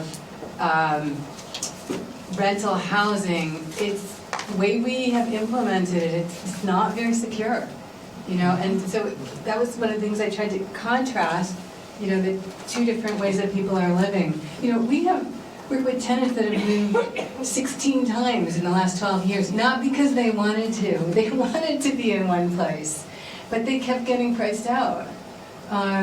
So I think we really need to think about things like just cause eviction, that make that bundle of sticks, that make rental housing a truly more secure kind of tenure. The only thing I was just going to add is that I think for us as scholars, the panel and the conference really highlights that it's important for our research to be analytical and theoretical, but it's also important for it to bridge praxis and for us to be producing things, right, that the city of Boston can use and that Anne can use to say, hey, maybe this is a piece of legislation we should consider. And there's so much in the legal scholarship world that really thinks about renting and thinks about even housing itself as not a legal subject. And that's, I think, a real problem, and we need to fix that problem as scholars. If I could just say one more thing. No. So I've been told that this is too pie in the sky for practitioners for many years now, but in Europe, in many parts of Europe, I don't know if it's many, but that's the problem, I don't know. But housing in a number of places has been divorced from the market. So it's, like we can't even talk about that here because it's so far beyond, like I think someone was saying we're nibbling around the edges, and we are, because we have to be realistic. We can't even get TOPA, which is even a local option bill, so it wouldn't even pass, unless the community chooses it. We can't even get that. So, there's reality, but I think as we're thinking about this, it's helpful to hear about, the bigger picture too. Great. This is a wonderful conversation. Thank you so much, but a round of applause for me.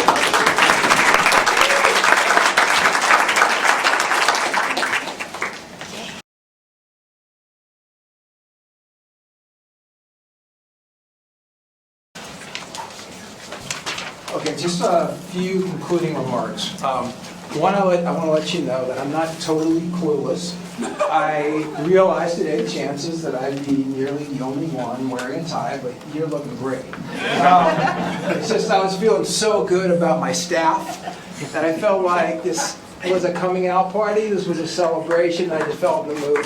Tomorrow I'll go to the program and I'll use the tie. Two more things about staff. I mentioned earlier David Abramowitz, and he's been here for a couple hours now. David, raise your hand. Another staff comment, I was in DC last week at Howard University's Charter Day, their convocation. I was getting some alumni award. And the president of Howard made a critical mistake in some of his comments. He thanked a ton of people, but he didn't thank his wife. And there was one of the members of the board of trustees who gave the keynote did thank his wife, and then there was a comment about the president forgetting. So when I came here today, I was like, mental note to self. So I was like, and I was feeling good. And then, I don't know, about an hour and a half ago, I looked over and I saw something that made my heart stop. There was a staff member I forgot to mention at the beginning, and she's not a small staff person in terms of importance. So it's Abby Ronkowski, our finance and operations manager. And I have said this before at other conferences, is the day Abby's, she's quitting is the day I step down from this whole operation. So that was a critical mistake. You're very much appreciated, Abby. Okay, a couple things. We also have a Zoom audience. So, hello Zoom audience, wherever you are. And I think now we're going to break for the reception at Barrett House. If you go down this hall, for anybody who's staying, and then you go out the front door of the Stewart Building and just look to your left, there's a red brick house. That's Barrett House, and that's where we're going to have the reception. I love my staff. They're superstars. Our panelists are uniformly great.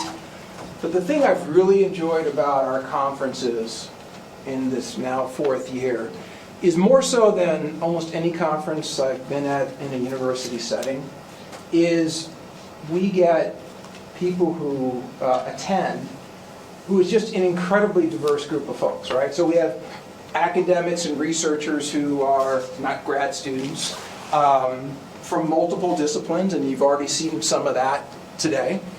We have graduate students and professional students from multiple disciplines, including a couple of my law students, looking at you, awesome students.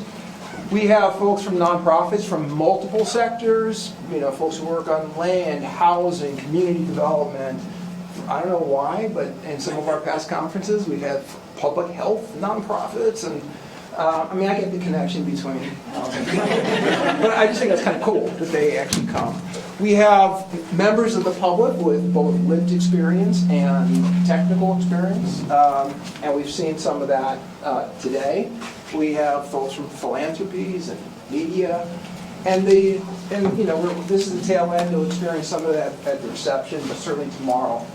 Is one of my most exciting things as we've had the conferences, just to see organically during breaks, sometimes not during breaks, while the panel's going on, you see a cluster of people forming, many of them who didn't know each other before. And when I just kind of walked by, I kind of, eavesdropped a little bit.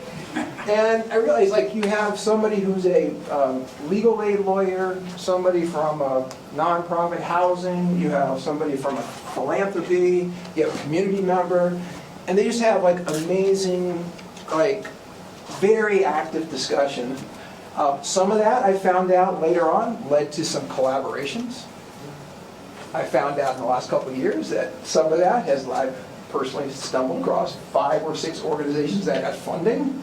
But anyway, I think that you guys, that's really what makes this conference happen. So we'll start at Barrett House for those who can stick around, and you'll have a lot more of that tomorrow. So I just want to thank all the attendees, virtual and here, because that is what really makes our conference special. It gives it the added boost that I don't frequently see.